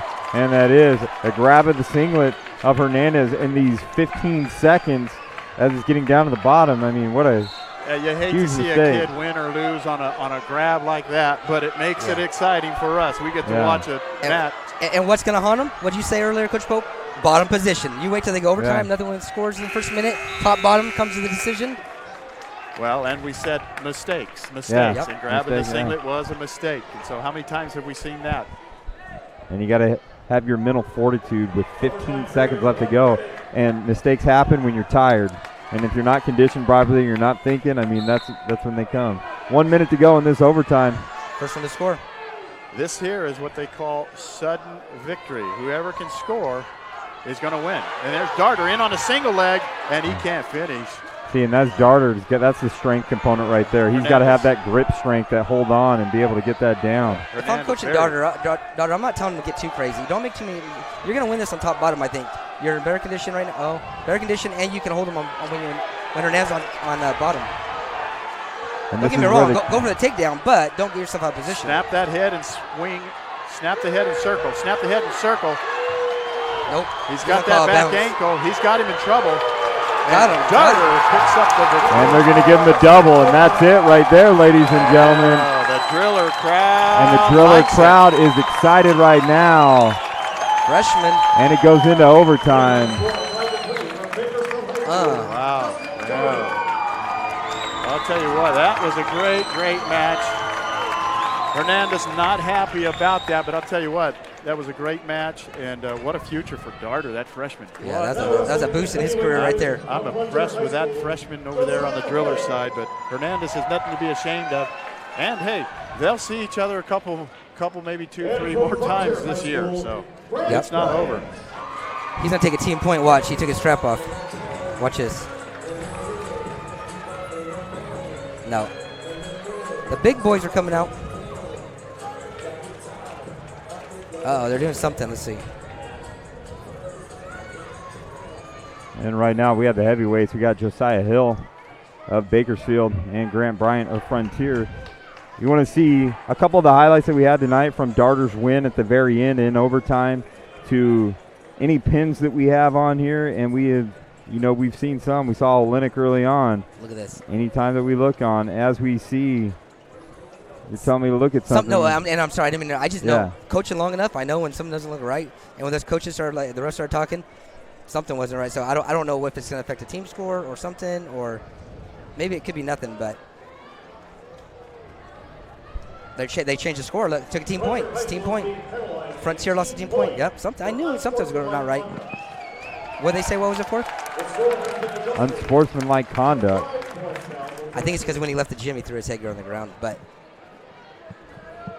that's a key point right there to look at. I mean, just every point is invaluable in this newfound rivalry in wrestling right here, and especially the magnitude of this event tonight. But make sure you follow our replays on Twitter at KHSD Athletics or on Facebook, Kern High Network. This game will be on the Kern High Network. It'll be a vintage film, so you can go back and watch it anytime that you want. You can watch it on YouTube, all that as well, as we get into these heavyweights right here that we see. 285 pounds, a sophomore for the Drillers, Josiah Hill, 15-6 record. And for the Titans, that's a senior out there, Grant Bryant, with a record of 24-9. He's currently ranked number 7 in the Valley. Hill for the Drillers is honorable mention, so fairly evenly matched. Yeah. But as you know, with the heavyweights, they tend to either be a 1-2 point match or say it. It's a pin. It's a pin. Yeah. So, Brad, let's go out on a limb. I'm going to say this match ends in a fall. I don't know who's going to pin who. Yeah. But we're calling the 285-pound fall in this match. I'm saying a 2-1 decision. Well, I think there's. All right. I'm going to say this. I'm going to go out on a limb and say there's a guy up north who's going to steamroll through the heavyweights and get his 4th state championship this year, right? I think you guys know who I'm talking about. So. Yeah, could very well happen. Most likely it will happen. What do you think about that, Coach Pope? On his way to Penn Special State. talent. Yeah, absolutely. You had Mejia last year, and now you have his last name is escaping me. Nevels, that's who it is. Yeah, escaping me. Yeah, so. Very talented. Ranked number 2 in the country, I believe. And 15 seconds going, 0-0 right now with the heavyweights. So a lot of times heavyweights are trying to establish position, push, pull, dig your underhooks, control the center. Now this is what's important. When it's your choice in the second round as a heavyweight, first point scorer you want to do. So you're not going to see anybody defer. Hopefully they're going to pick bottom. Yep, pick bottom. You want to score the first point because if it doesn't go to overtime, you get your choice in the sudden victory one. I like Coach Pope. Tell me a little about Josiah Hill's kind of story. I love hearing this and getting his confidence and all that stuff too as well. Yeah, it was very heartwarming to talk with the driller coaches about Josiah Hill. They said last year was his first year ever to play any kind of organized sport, any kind. And they asked him why. Why did you decide to do an organized sport now? And he said, Coach, it will help me lose weight. And so here Josiah's out there wrestling. This guy, he was well over 300 pounds. And now he's below 285. He's out there starting. He's having a good time. But the coaches just love this kid, love his attitude.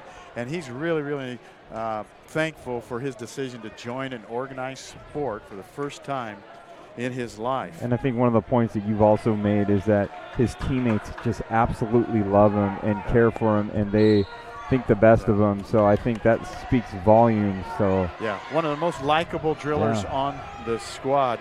Bryant, on the other hand, you can see on top there, the coaches say very sneaky athletic. Yeah. So you look at him, that maybe doesn't look real athletic, but this guy will surprise you. I wouldn't be surprised if he couldn't dunk a basketball. Yeah, and the 1-point escape is for Josiah Hill. I think they're starting to call me sneaky athletic now. You know what I mean? I don't know what I can do. And BHS takes this lead with just under a minute to go in this second period of the heavyweights. Bryant for the Titans, on the other hand, here's a little insight on him. He is the best dodgeball and ultimate frisbee player on the entire squad. I would say that's something, but some of my wrestlers I've had before, not athletic, some of my guys.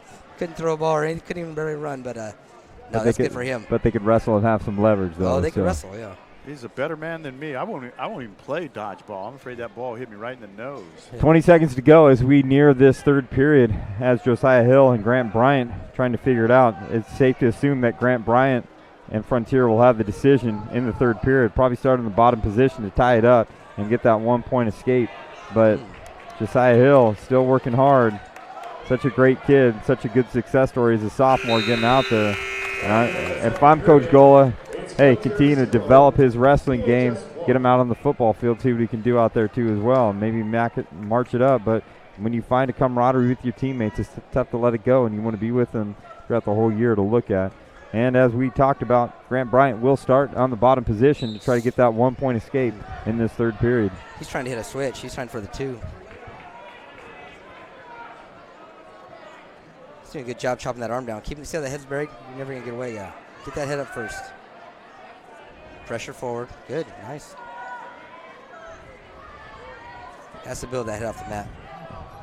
And this could be one of those swing matches that we also talk about too, which is definitely huge, that if they can get this victory right here.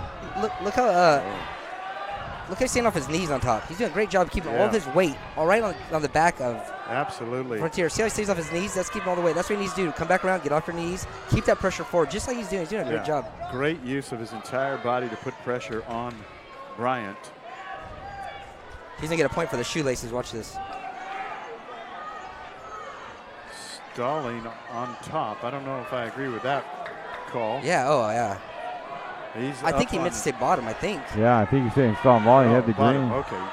You're right. And just under a minute to go in this third period of the heavyweight, which I think is one of the crucial. Don't do that move, yeah. And So that's tough. we are all tied at 1.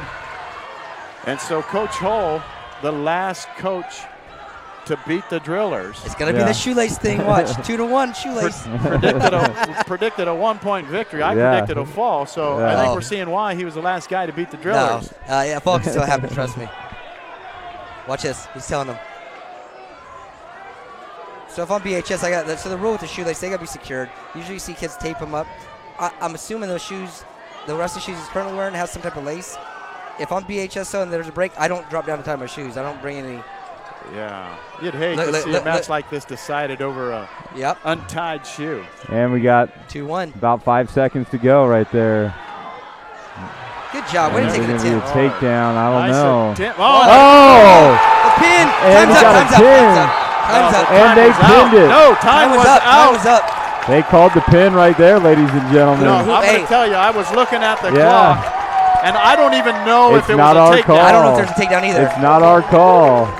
And they're going to give it right here. I have to agree with Frontier. And they're going to give it right here. I'm not so sure it was even a takedown. Yeah. Kyle Wiley has a replay. He'll tell us right here. I mean, we're looking right here. It definitely wasn't a pin. Oh, boom. Do you see the clock, though? No clock on here. We don't have the clock, unfortunately, on there. I happen to be looking at the clock when he went for the throw, and I'm telling you, if I had to make a deciding call, I don't think it was even a takedown. Obviously not a pin. So Coach Franciotti has a legitimate gripe here. But how are they going to change their mind? Who knows for a fact that they're watching the clock? Everybody's watching that takedown. So I would do the same thing if I was Carlo. The fall was clearly 3 to 4 seconds after. Now the throw and takedown, that's arguable.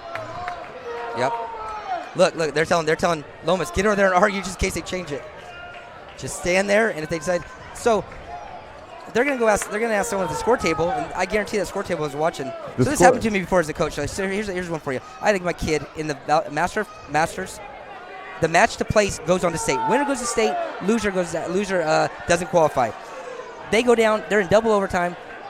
They go to hit a takedown. Even the scorekeeper kid says, "I'm sorry, I wasn't watching the clock. I was watching the takedown," and we lose on that one. And there's nothing you can do about it. And interesting to look. Remember, they took the 1 point away from Sportsmanlike, dropped them down to 5. They put it back on. So, ladies and gentlemen, where I'm trying to figure out the score just as much, we go off what the scoreboard's telling us to look at, because they're the official that they look at. So hopefully it was.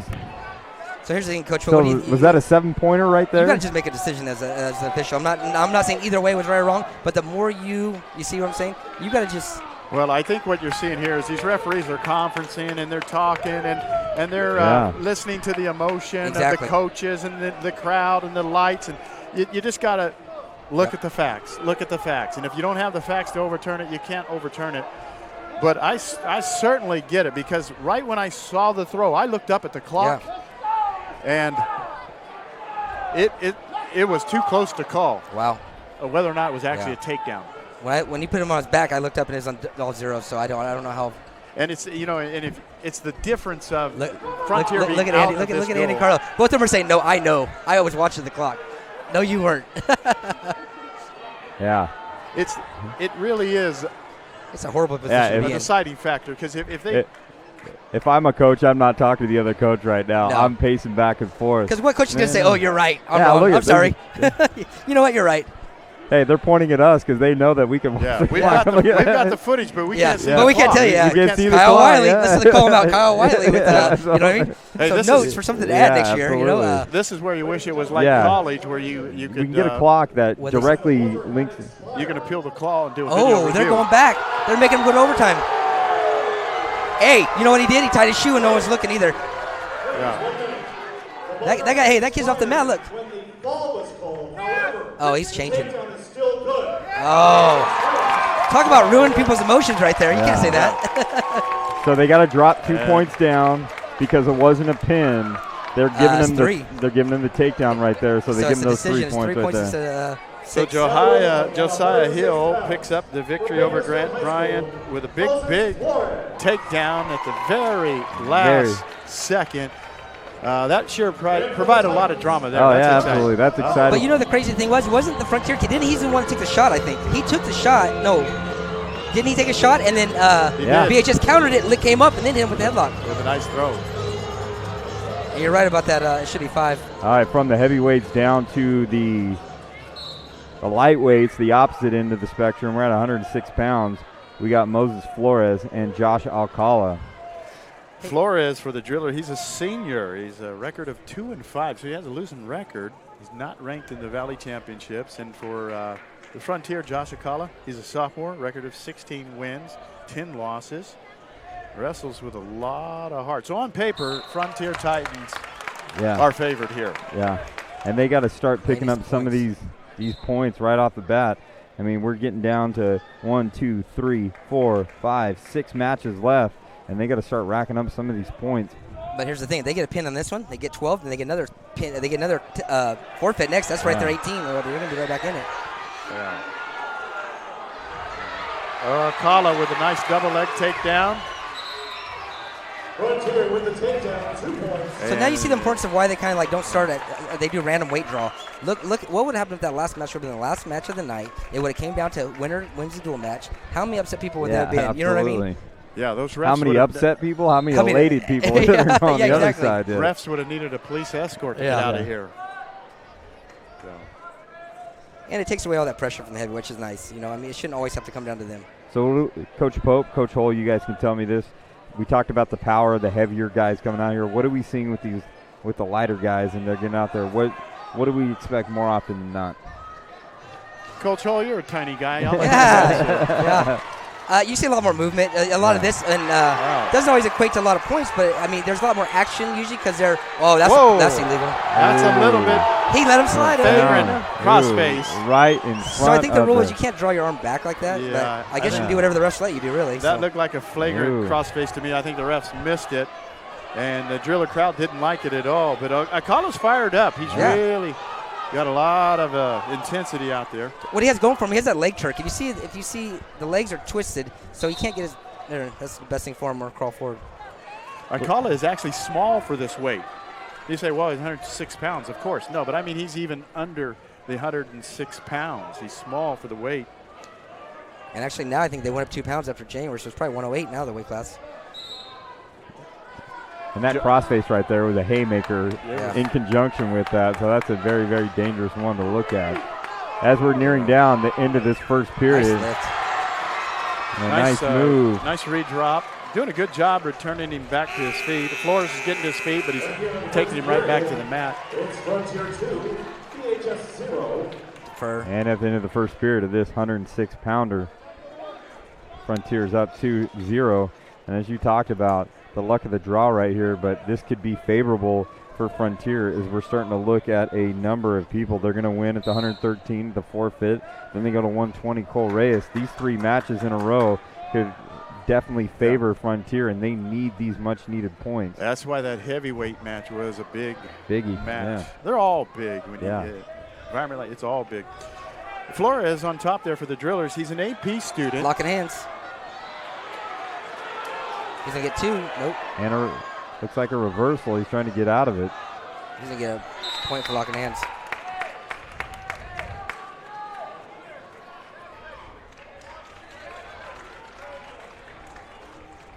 And exciting match. 1 minute, 30 seconds to go. Second period live at Frontier, Kern High Network, KernHighNetwork.com. We're here with Coach Daryl Pope, Coach Brad Hull. They're not coaches anymore. They do a lot. They're actually administrators now. Coach Pope, Principal Thompson Junior High. Got to give a shout out to your Thompson people. Go Timberwolves. Yeah, absolutely. And Brad Hull, Assistant Principal at Highland Scots. Excited to have him on board with the Kern High Networks. He needs to start scoring some points right now. Yeah. He has to get a major. Frontier needs the points. Flores is riding tough on top. Yeah. AP student. Wants to go to Humboldt State or perhaps Long Beach next year. Stalemate on top.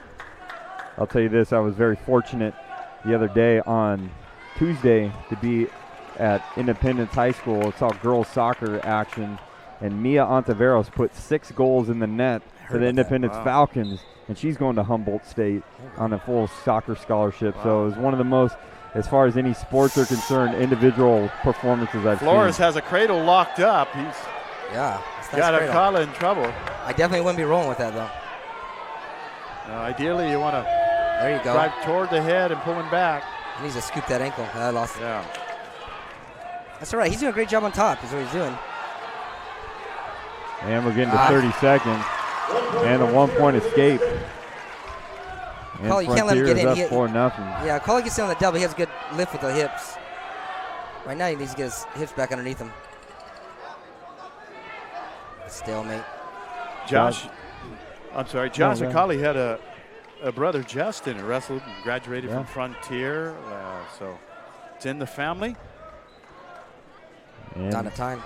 Josh has been in control as we near the end of this second period with 2 seconds left to go. And it is 21-6 overall. BHS is leading, but 4-0 in this 106-pound match that we see going on. Go bottom. And it'll be Moses Flores will start on the bottom as Josh Alcala is.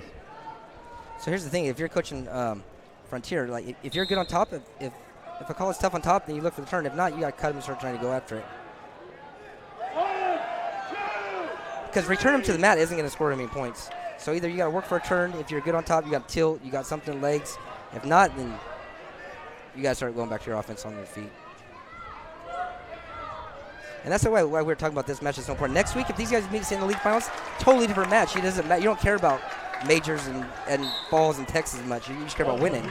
1-point escape for Moses, and it is now 4-1. So he needs to get some back points off of his takedown. As he lifts on a double, shoot a half. Do a leg trick, something like that. Akala with a 3-point lead. You'd like to see him start attacking, increase that lead, at least get an 8-point victory, team points. It's, like I said, a dual meet like this, you're not necessarily looking for just the win. You want bonus points. That's what makes Penn State at the college level so good. They get those bonus points. And there's nothing getting called right here. Gotta get your hips up. First one to raise their hips and the head up. Gotta get his head up. Reach, he's gonna get the takedown. Step up. That's 2. Akala doing a nice job scrambling out. And everyone's calling for 2, and the 2 points are given to Frontier. And the benches get up. It's a 5-point difference. I'm with you, Brad. Cut him. Go some more takedowns. Team points. That's what you need. It's wasting energy and time. And as we get down, get out of bounds. To 30 seconds, actually 33 seconds left to go. Guys, we got to give a shout out to our camera guy, Julian Wilson, who's been out here quietly working his tail off, doing everything he can for the Kern High Network. Julian, appreciate everything you do, my man. He does a great job for all of us. So Julian looks like he could still play football for the Bulldogs at Fresno State. Yeah, absolutely. 20 seconds left to go. Played for Coach Sweeney back in the day. In this exciting match. These guys are rolling all over the place. You don't have enough time. You got to cut them again, though. I get 2 points. 8-2.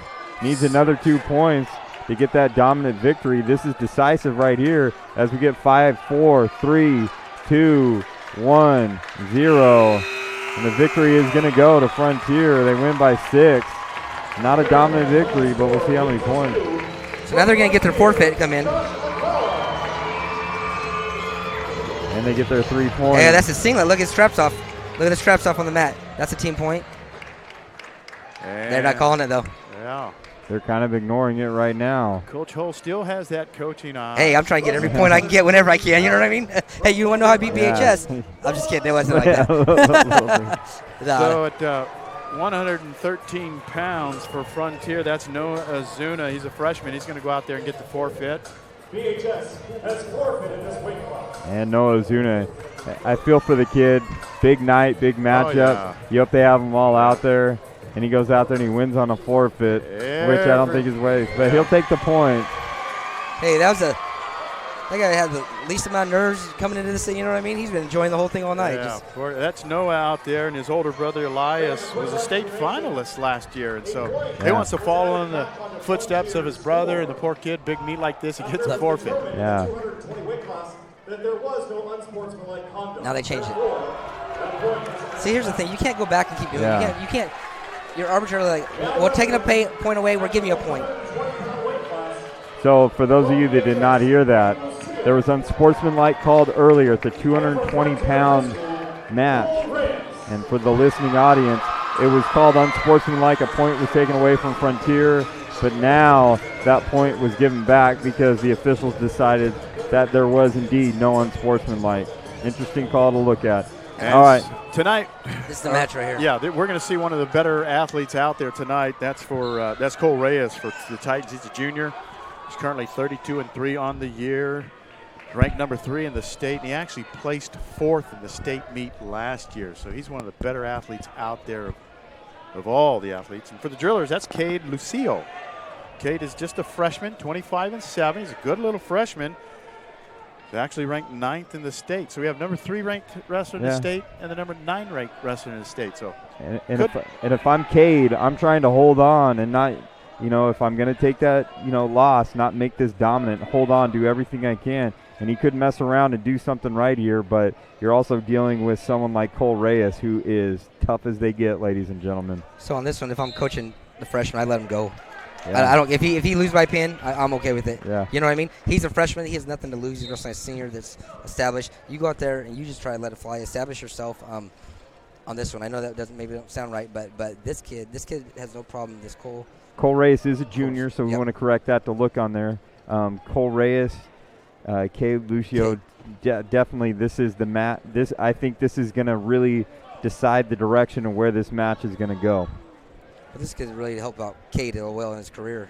I mean, yeah, you wrestle a tough match. You wrestle your match. You don't wrestle about position. I mean, you don't worry about team score, and you see if you can beat him.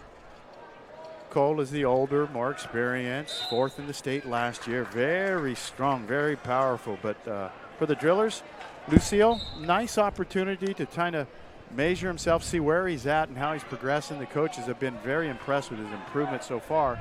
So this is a nice majoring stick to see, hey, how am I doing against the guys that are placing in state? Yeah.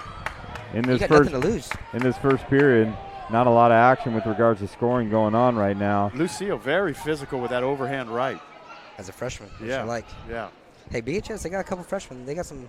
Yeah. You know, there's 220-pounder. Yeah. That's a stud that lost a tight one, and you got right here Lucio. So we talk about Justin Darter, and I mean, get some studs out there. Future looks bright for both teams. And that buzzer goes off, and we're gonna get into the second period. So what Reyes likes to do, Reyes likes to drop the head, give you a front headlock. When you get your head down, he's going to come back with a cross knee pick inside. So now we're going to see how talented they are on top and bottom. You would think Reyes should be able to get out pretty easy. Get to his feet and cut away. And Cole Reyes on the bottom right now. This could be problems. I don't think he's going to turn him, but he could definitely ride him. Hips on top. One of his better positions is on top, but I think the overall strength for Cade is he does not stop. Yep. He does not stop. He's come back. He's losing position now. Yeah, he's getting those hips off to the side, getting a little high. Figure 4. Cole's going to be able to shake him off. Cole's going to reach up and grab his hand or his head or his head or come out the back door. Yeah, there you go. Got the head. Now you better watch out for that Cobra. And waiting for the official. Oh, he got it. Yeah, he got him. That's straight muscle. Cobra. He's in trouble. He needs to pull him back in. Cole Reyes has got the freshman in trouble. As long as his knees stay on, he can pick up the fall. And there you have it. Cole Reyes. Good job. With the pin. So nothing wrong with that. I mean, that was great. Great for Cole Reyes. He did exactly what he was supposed to do. He made a statement. But that's a tougher match than a pin, I can tell you that. Yeah. That was just, he got out of position on top. He sagged his hips. He got pulled down, and then he got just out-muscled and gunned. Cole Reyes showing exactly why he placed 4th in the state last year, but I've got a feeling you're going to hear 21-21. Cade Lucio. Yeah. He's a good young freshman. You'll see more of him. And, hey, fellas, just like that, we're all tied 21-21 for the team score. Yeah. Huh? Somebody, again, a shout-out to those section rankings who ranked this Driller team 6th and the Frontier team 7th. And here we are, 21-21. So basically you're at 0-0 now. I'm going to say this. It evens out because last week it was Frontier 6 and BHS 7, and they flip-flop this year. Yeah. So, I mean, it cancels out. I think all the records are thrown out in this new. Right now we're at 126 pounds. We got Angel Rosales and we got Jose Landon. Thoughts on these right now as we get going? Could it get any better than this? No, 3 matches to go, and we're tied at 21. Shouldn't even wrestle the other one. She started right here. 26. Angel Rosales, a junior for the Drillers, a record of 20 wins, 11 losses. Number 5 ranked in the Valley. And on the other side for the Titans, that's a sophomore, Jose Landon, 28-7, number 8 ranked in the Valley. So number 5 and number 8 in the Valley rankings. Yeah. Another very evenly matched. So I'm pretty sure both these guys, like I said, Landon is Wasco, not older. His family's from Wasco. His family ties back to Wasco, and I believe Rosales, Arvin, parents have the parents or grandparents, actually the grandparents, long history of their Arvin wrestling now. So this is two family legacies that have been wrestling throughout Kern County for a long time, and it's good to see these guys going at it. Angel Rosales for the Drillers. He has an older brother, Elias, and Elias attends and wrestles for San Francisco State. He's a former Driller. Landon for the Titans. He's a returning state qualifier, so he's got some experience. I got to say this, ladies and gentlemen, being here with Coach Pope and Coach Hull, they both do their homework for this broadcast. Coach Hull, I tell everyone you're the biggest nerd in wrestling I've ever seen. You're the biggest insider, where I know you live, breathe, and die. And Coach Pope, I know you passed a lot of that nerdiness on to Brad when you coached him at CSUB. But I appreciate you guys putting in the time and the energy to make this broadcast as best we possibly can make it for the listening audience. The amount of knowledge that you guys bring is truly wonderful. Just want to get that out there for you guys. Appreciate you guys doing that. It's always a pleasure to work with Coach Hull. I knew from the time I saw Coach Hull put a whooping on Coach Varner in the California State meet. That was one of many whoopings that year of him. No, just kidding. He was a good one. Hey, look at the Frontier side. Like, they got the whole people over there and all that bench over here. That's going to be a stalemate. All the Frontier wrestlers are on their feet. They're trying to make history. They want to beat the Drillers for the first time. And time goes up. This is turning into, Coach Pope, this is turning into like one of those old freestyle matches. I mean, freestyle tournaments. Everybody's sitting around the mat.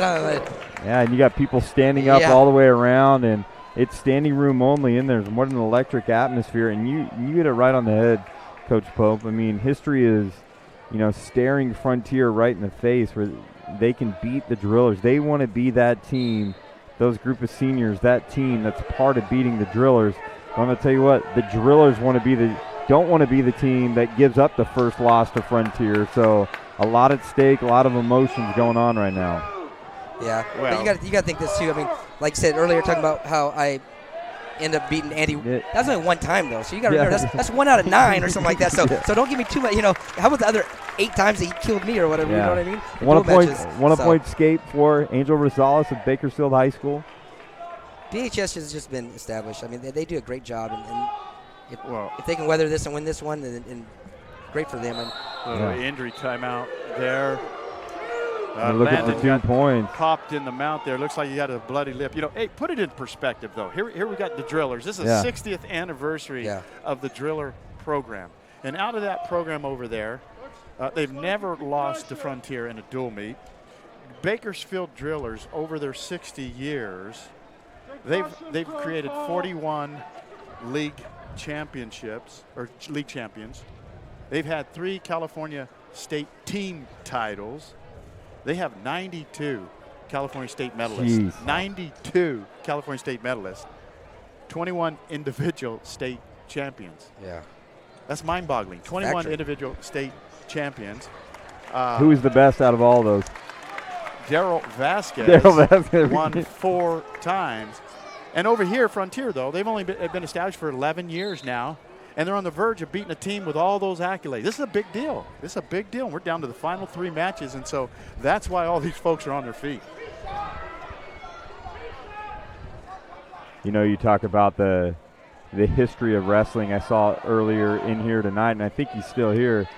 The kind of wrestling historian has written a few books on that. The legendary Mike Stricker, who was there at Hard Worker over there at South High School. Everyone knows him as that, but H-A-W-D, hard worker. Yeah, absolutely. Yeah. So you look around, it's just everyone, the kind of the who's who of the wrestling scene and circuit is all out here tonight. So I don't know that anyone's done more for wrestling, local wrestling, than Mike Stricker. And then also talking about celebrities, you see the longtime former wrestling coach Steve Varner, and of course the father of the Olympic champion Jake Varner.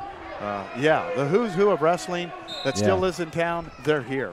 Absolutely. Not to mention Brad Hull. 33 seconds left to go in the second period. 1-0 lead. Angel Rosales over Jose Landon. It's going to come down to a takedown. They're going to be happy with, they're going to be happy going into this thing third round, picking bottom 1-1. It's going to come to takedown. It looks like both of them don't want to make a mistake is the problem. But you got to go out there and look to score. A nice contrast of styles here. Rosales for the drillers. Lots of horsepower. Landon on the other side, very long and lanky, and he's a scrapper. Scrapper. Looking at the demeanor of both the coaching staff, too, as well. They're on the edge of their seats, and you got Varner biting his fingernails. How tough this is going right here. Hey, that's why he's a co-coach, because if he loses, he's like, hey, that ain't mine. You know what I mean? Don't put that on me. Absolutely. I'm just kidding.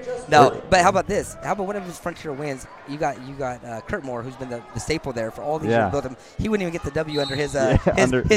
You know what I mean? Absolutely. But, I mean, it's a in the third period, 1 minute, 50 seconds to go. And that escape right there for Jose Landon. And it's 1-1. I think this is going to go into overtime myself. No. It's going to be going. There's legendary Mike Stricker going up right there. Here's what's going to happen. If someone scores early right now, the other person's going to get an escape, and then they're going to try to score. So don't be afraid to go ahead and go right now because there's so much time. As we close in on 1 minute, 30 seconds and counting. He's attacking. Rosales in on a low single, trying to finish, and off the mat they go. Out of bounds. And they're looking for 2 points to see if they get something. I don't think they're going to call anything. Rosales is going to attack. You better make sure it's clean because we're going to try to hook up a leg or roll him or something off the shot. Oh, nice. Good job. There you go, Landon. Landon in on a nice swing single. Rosales. He trapped that arm. Jason Ramstetter. That's a figure 4 on the head. That's illegal. Look at all the guys on the mat. Coach Carlo's all the way out there on the mat. He spotted it, and there you have it. That's the right call. That's the right call. But you know what? Sometimes that illegal point, it's better than giving him a takedown, too. Yeah. So, I mean, there's nothing wrong. A takedown still wins. Well, a lot of times what you'll see is that the athlete gets to the point, so now he thinks, hey, I'm ahead. Exactly. So he backs off, and then the other guy is offensive, and he comes up with the win. Just under a minute to go in this third period. Landis needs to do that same attack. Hit the head, hit that little swing single right there. He's going to try to play defense and try to roll. Rosales in on a single, trying to lift up. That's There's 2. the 2. See? 2 points. That's exactly what we're talking about. He knew he had to be offensive because he was behind, and that's often the difference. Clock's still going. Stop. 37 seconds left to go in this third period. He's getting away. There's still plenty of time. Tons of time left to go. And we've seen you might be right. In these matches, we may get overtime to look at. I think it's going to come down to that. But as both benches are rising up, the drillers are up. It kind of goes back and forth. Landon, but this is a key. This is a key right here. Key match right here. He's out. Up right now. 20 seconds. And we're counting down. Landon. The 15 seconds. Landon trying to get away. This is good stuff. Out of bounds. 12 seconds. 12 seconds left to go. And Coach Pope, I'll watch the clock as we go through here to see what's being called. Because we've had issues with clocks to go on there. And hopefully I can count down. So all of a sudden, I mean, it has to be all of a sudden because it's a 21-21 right here.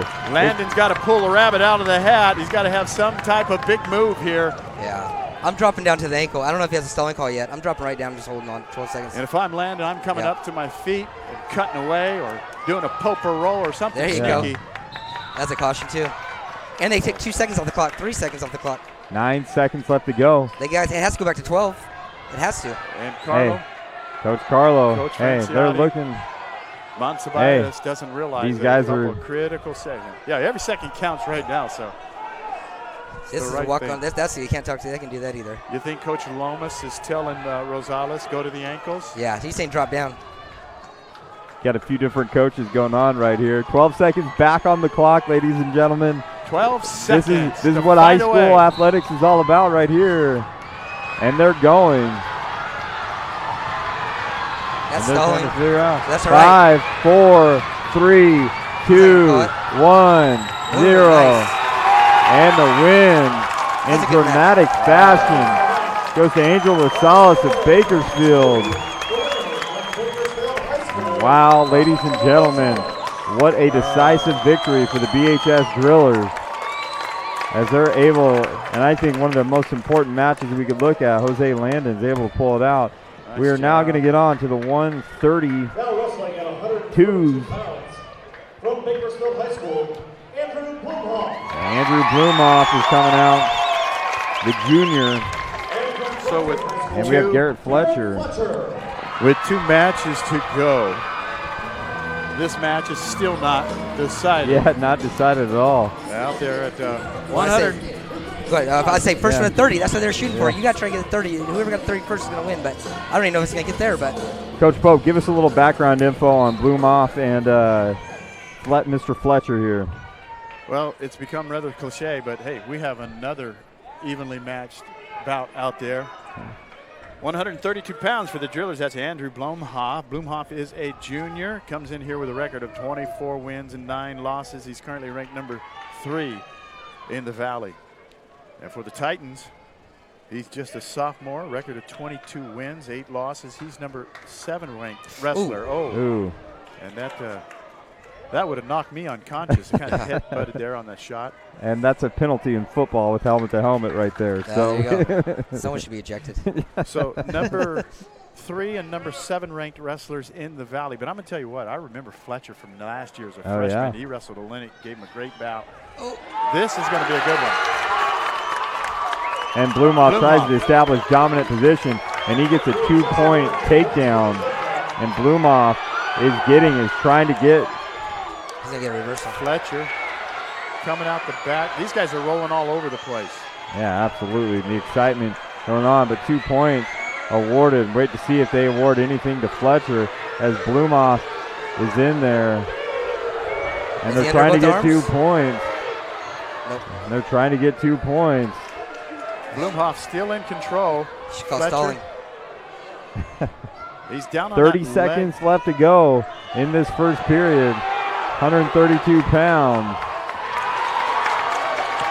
Wow, Blumhoff has him. He's got him in trouble. Now, if he gets a pin, it's over. The dual match is over if he gets a pin. And they're looking for the pin right here, ladies and Fletcher gentlemen. is very 15 flexible. seconds and going on there. He needs a bump him with his hip. Bump with the hip. Bump and then bump with his hip.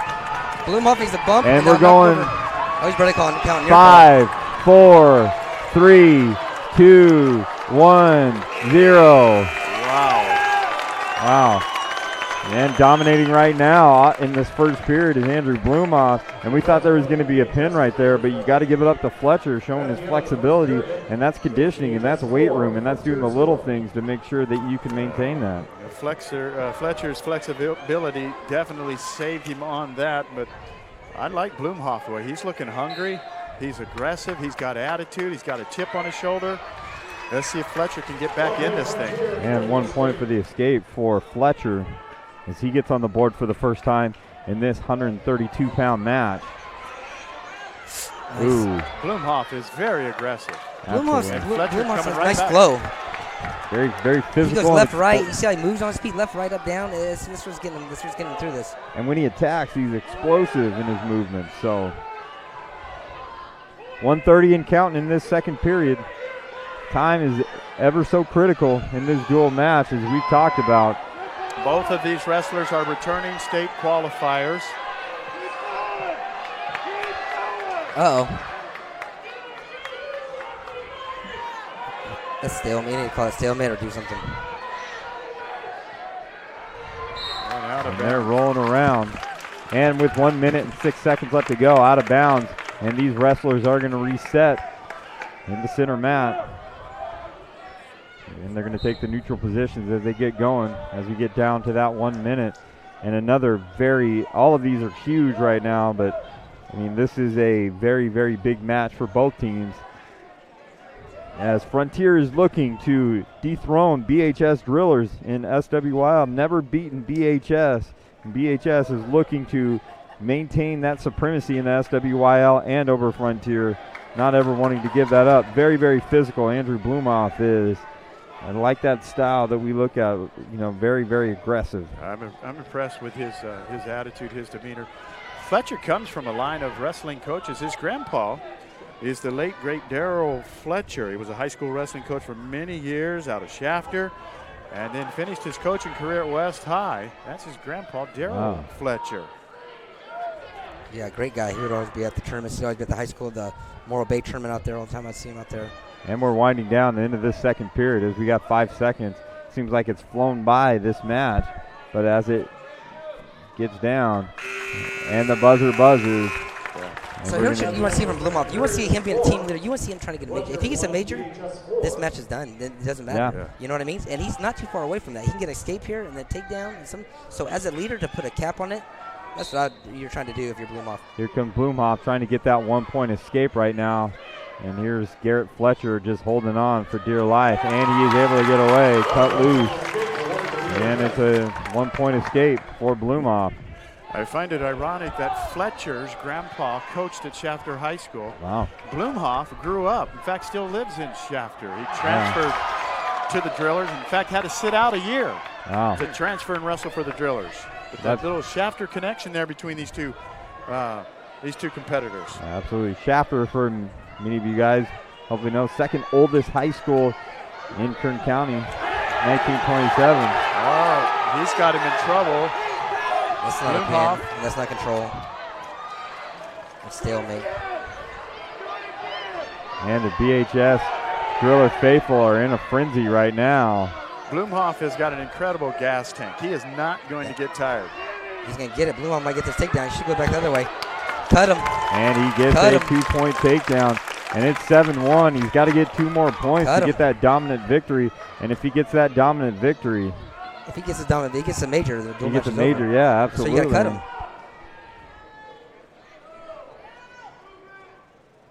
You don't want to leave the door open, yeah. And he cuts him right there, and it's 7-2. Now get that takedown. Got to go for a takedown. Way to attack. Fletcher in on a and he got about 30 seconds. Good job by Fletcher. He said no takedown? Oh. Doesn't look like there's going to be a takedown. Ooh. Hey, you got 30 seconds to win a dual match to continue the legacy for your Blumhoff. You got 30 seconds. This is one last takedown.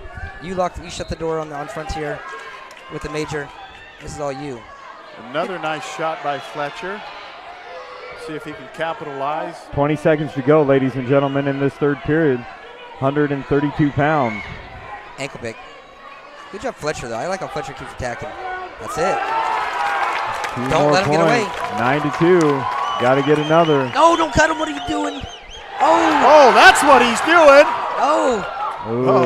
And 2-1-0. Hey, I guess I like the gusto. That's cool. But, I mean, as a coach, you saw me freak out. I'm like, no way. What are you doing? Trying to pin him, set him up.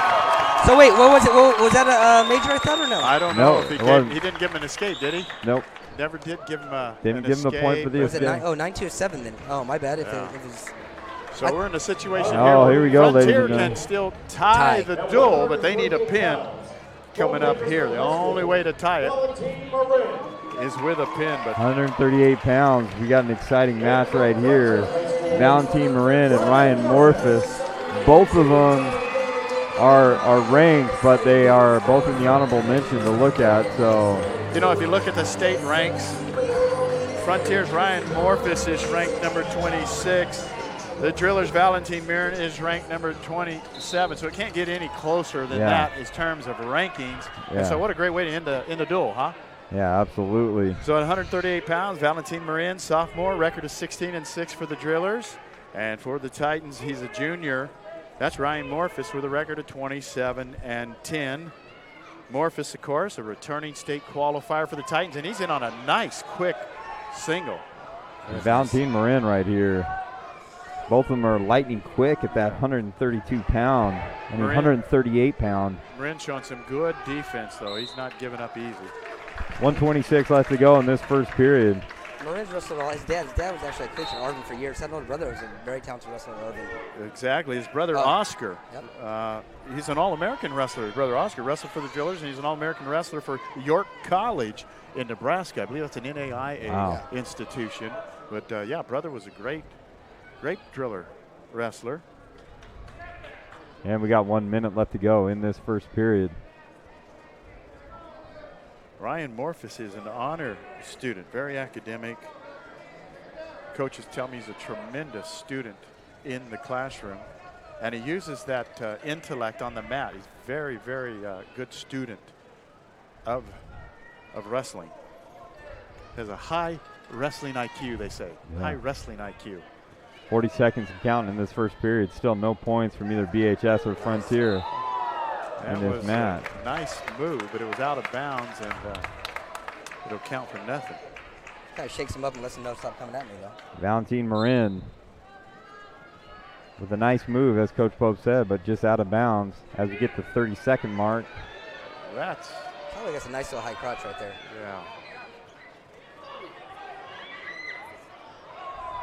Head up. First one to get their head up. Hips and head up will score. Hips up, head up. Had to turn into. Both wrestlers go out of bounds. 16 seconds left to go. Too bad this wasn't the heavyweight match and they needed a pin and the time ran out right now, you know what I mean? Could have tied it up and no. He's hit the high crotch again. Marin and Morphus, I don't think we could have scripted it any better. Number 26 and 27 ranked wrestlers in the state. Deciding the duel, yeah. And that buzzer rings, and it is 0-0. And these are the decisive periods that we look at as BHS is leading 27-21 as we get into the second period. Valentin Marin is elected to start in the bottom position, trying to get that 1-point escape. And a double whistle. Trying to understand that. Should be 2 minutes on there. Ah, you're getting good, but Kyle. 1:59 left on there. Picking up all the little things now. Oh, and they don't give that second back, so we look at that second. Could come back to get him. You never know. Hey, you start adding up all the small things. The small things, and that's the difference in matches. You know what I mean? Dual matches and stuff like that. The clock, the score, the sportsmanlike, the little technicalities that go on there. 1:52 left to go in this second period. Marin needs to keep his head up when he's on bottom. He's doing a good job there. I believe Morphus had an older brother. They might be related to Kurt Moore, too, I believe. Calloway was one of, I think, the older brothers here a couple of years back, I think. Brother Calloway, yeah, he was a former Titan wrestler. He's present competing at Missouri Valley. Wow. Yeah. Nice both of these programs doing a great job of producing wrestlers that go on and wrestle at the next level. Yeah. You like to see that. That's great to have guys moving on like that. Give that college opportunity, college education. And right here, if I'm Coach Varner, you're hoping Marin could break free and get that 1 point. You got to make sure that you establish that, at least get it one time. Here's Valentin Marin. Still at that bottom position. Ryan Morphus doing a good job hanging on, making it difficult for him to get that escape. So he keeps his head on the mat. It's hard to get up when you keep your head. He does a good job, and once he builds his knees underneath him, he can get up, but he wastes a lot of time with his head on the mat.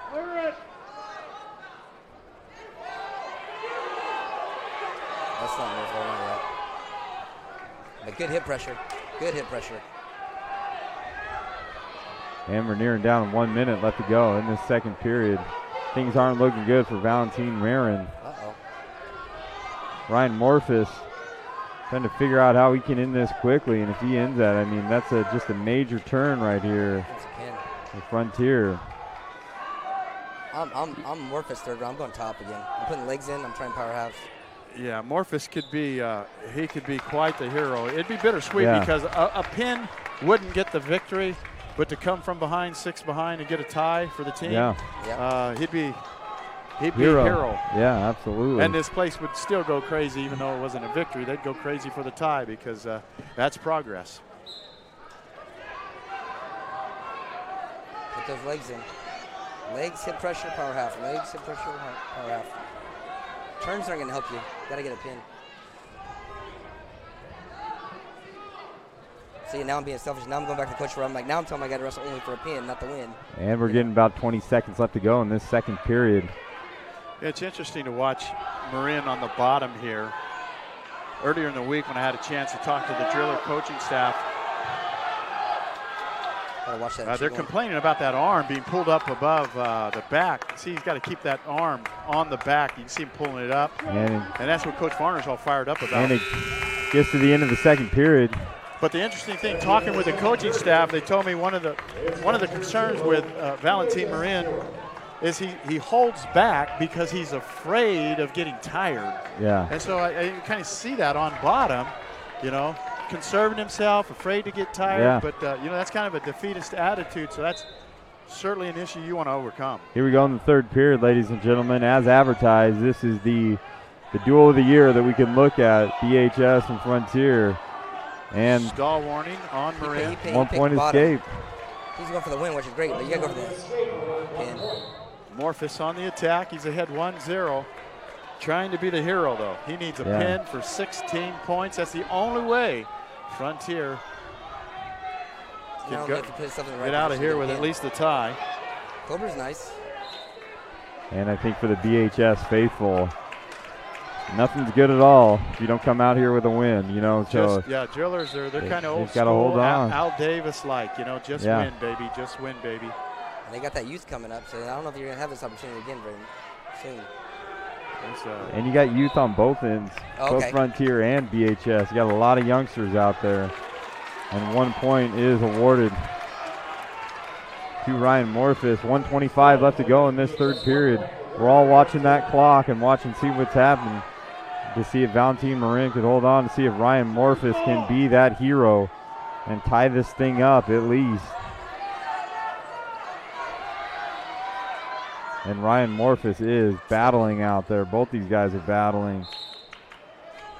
And 1 minute, 6 seconds left to go in this third period.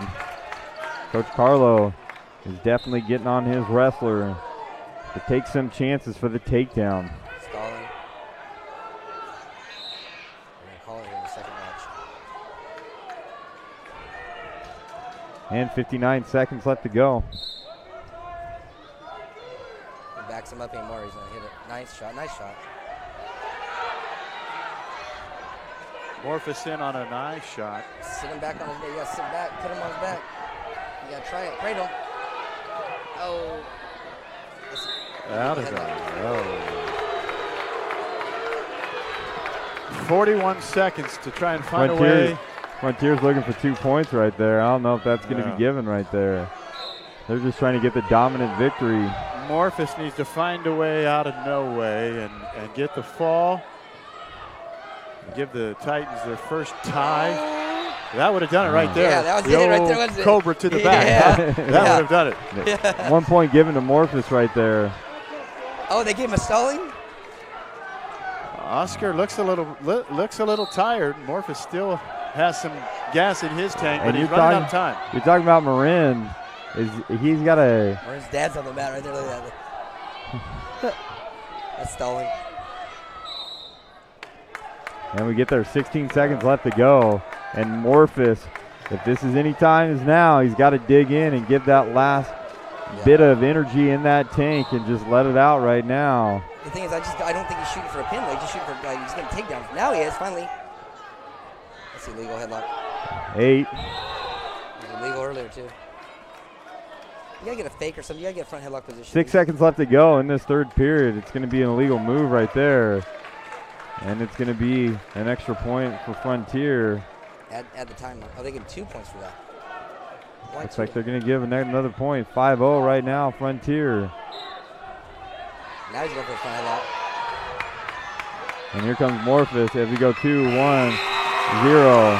And ladies and gentlemen, Frontier worked hard, but fell just short. That's a good match. And winner from Frontier High School, Ryan Morgan. That's about as good as high school wrestling gets in 28. Kern County. What a great evenly matchup. Oh, they changed it. There it is. Exciting. 24, A lot of 27? fun. Final score of tonight's duel, 27, 24 BHS 27. for the Drillers. 24. So you think about how many matches could have went different ways, and is that close Absolutely. at the end? I mean, that could have went. That was razor thin. Yeah. Yeah, absolutely. All right, gentlemen, we had a tough decision to make. We have a Tony's Pizza wrestler of the match that we got to come to a decision, and there's a lot of them on there. I'm going to say this. I get 33%. You get 33%, Coach Hole, and the extra percent goes to Coach Pope because he's Coach Pope, and he gets that 34% that goes on there. I'll start off first. I'm a fan of the big fella, and I think a decisive match, Josiah Hill for BHS, is my selection for it. He's come a long way. I love his story, but I do got to say that was a big momentum boost, momentum change for BHS to get him some much-needed points in those kind of swing victories. So my vote for the Tony's Pizza Play of the Game is Josiah Hill, BHS, the heavyweight. Okay. I think that's a great pick. That's good. He wrestled a good match. I like the story. I like everything. But I'm gonna go with maybe people see it the wrong way, but I'm gonna go with Reyes. I think he wrestled a very tough game freshman that's ranked number 4 in the Valley. Cole Reyes ranked number 1 in the Valley. Not only did he win the match, but he shut the door. I mean, he got a pin. Yeah. I mean, you would think that would just be a regular match, decision. That would have been a tie though. But he was the difference. He has 3 points. That pin I felt was the difference. Yeah, absolutely. So we have one for Cole Reyes, Frontier, in a losing effort. We got one for Josiah Hill, BHS, in a winning effort. Coach Pope, it's up to you. You have the deciding and final vote out here. Where are you going with as your Tony's Pizza wrestler of the match? Oh, you're right. I was totally wrong. I'm sorry. I apologize. I like that match, but no, I'm still going with my same pick. But Cole Reyes? Yeah, I still like them. All right, sounds even though good. they didn't win the dual match, but All right. Well, I enjoyed the big guys. Josiah Hill, very, very exciting big guy match. Loved it. Can't go wrong there. But on the other hand, I was very impressed with Andrew Blumhoff. His match against Garrett Fletcher. Turned up the heat, very aggressive, very offensive, and ended up getting the fall, I believe. But when you look at the level of competition, you had Cole Reyes, number 3 ranked wrestler in the state. Cade Lucille, number 9 ranked wrestler in the state. And Cole Reyes ends up getting the fall. Looked good tonight. Took 4th in the state last year. I think he's on a tear again to place 4th or higher again. So my vote, I'm with Coach Hull. I don't want to ever go against Coach Hull. I'm going to go with Cole Reyes. Wow, interesting, ladies and gentlemen. Cole Reyes tonight is our Tony's Pizza wrestler of the match in a dominant performance. Look at his highlight on Twitter, his fall on Twitter at KHSD Athletics. You can see it on there. What a wonderful atmosphere, guys. Hey, I'm forever indebted to you guys. I'm very blessed and humbled that you guys say yes to joining me that doesn't know a whole lot about wrestling on this broadcast, but I do appreciate your guys' expertise. You guys are the men.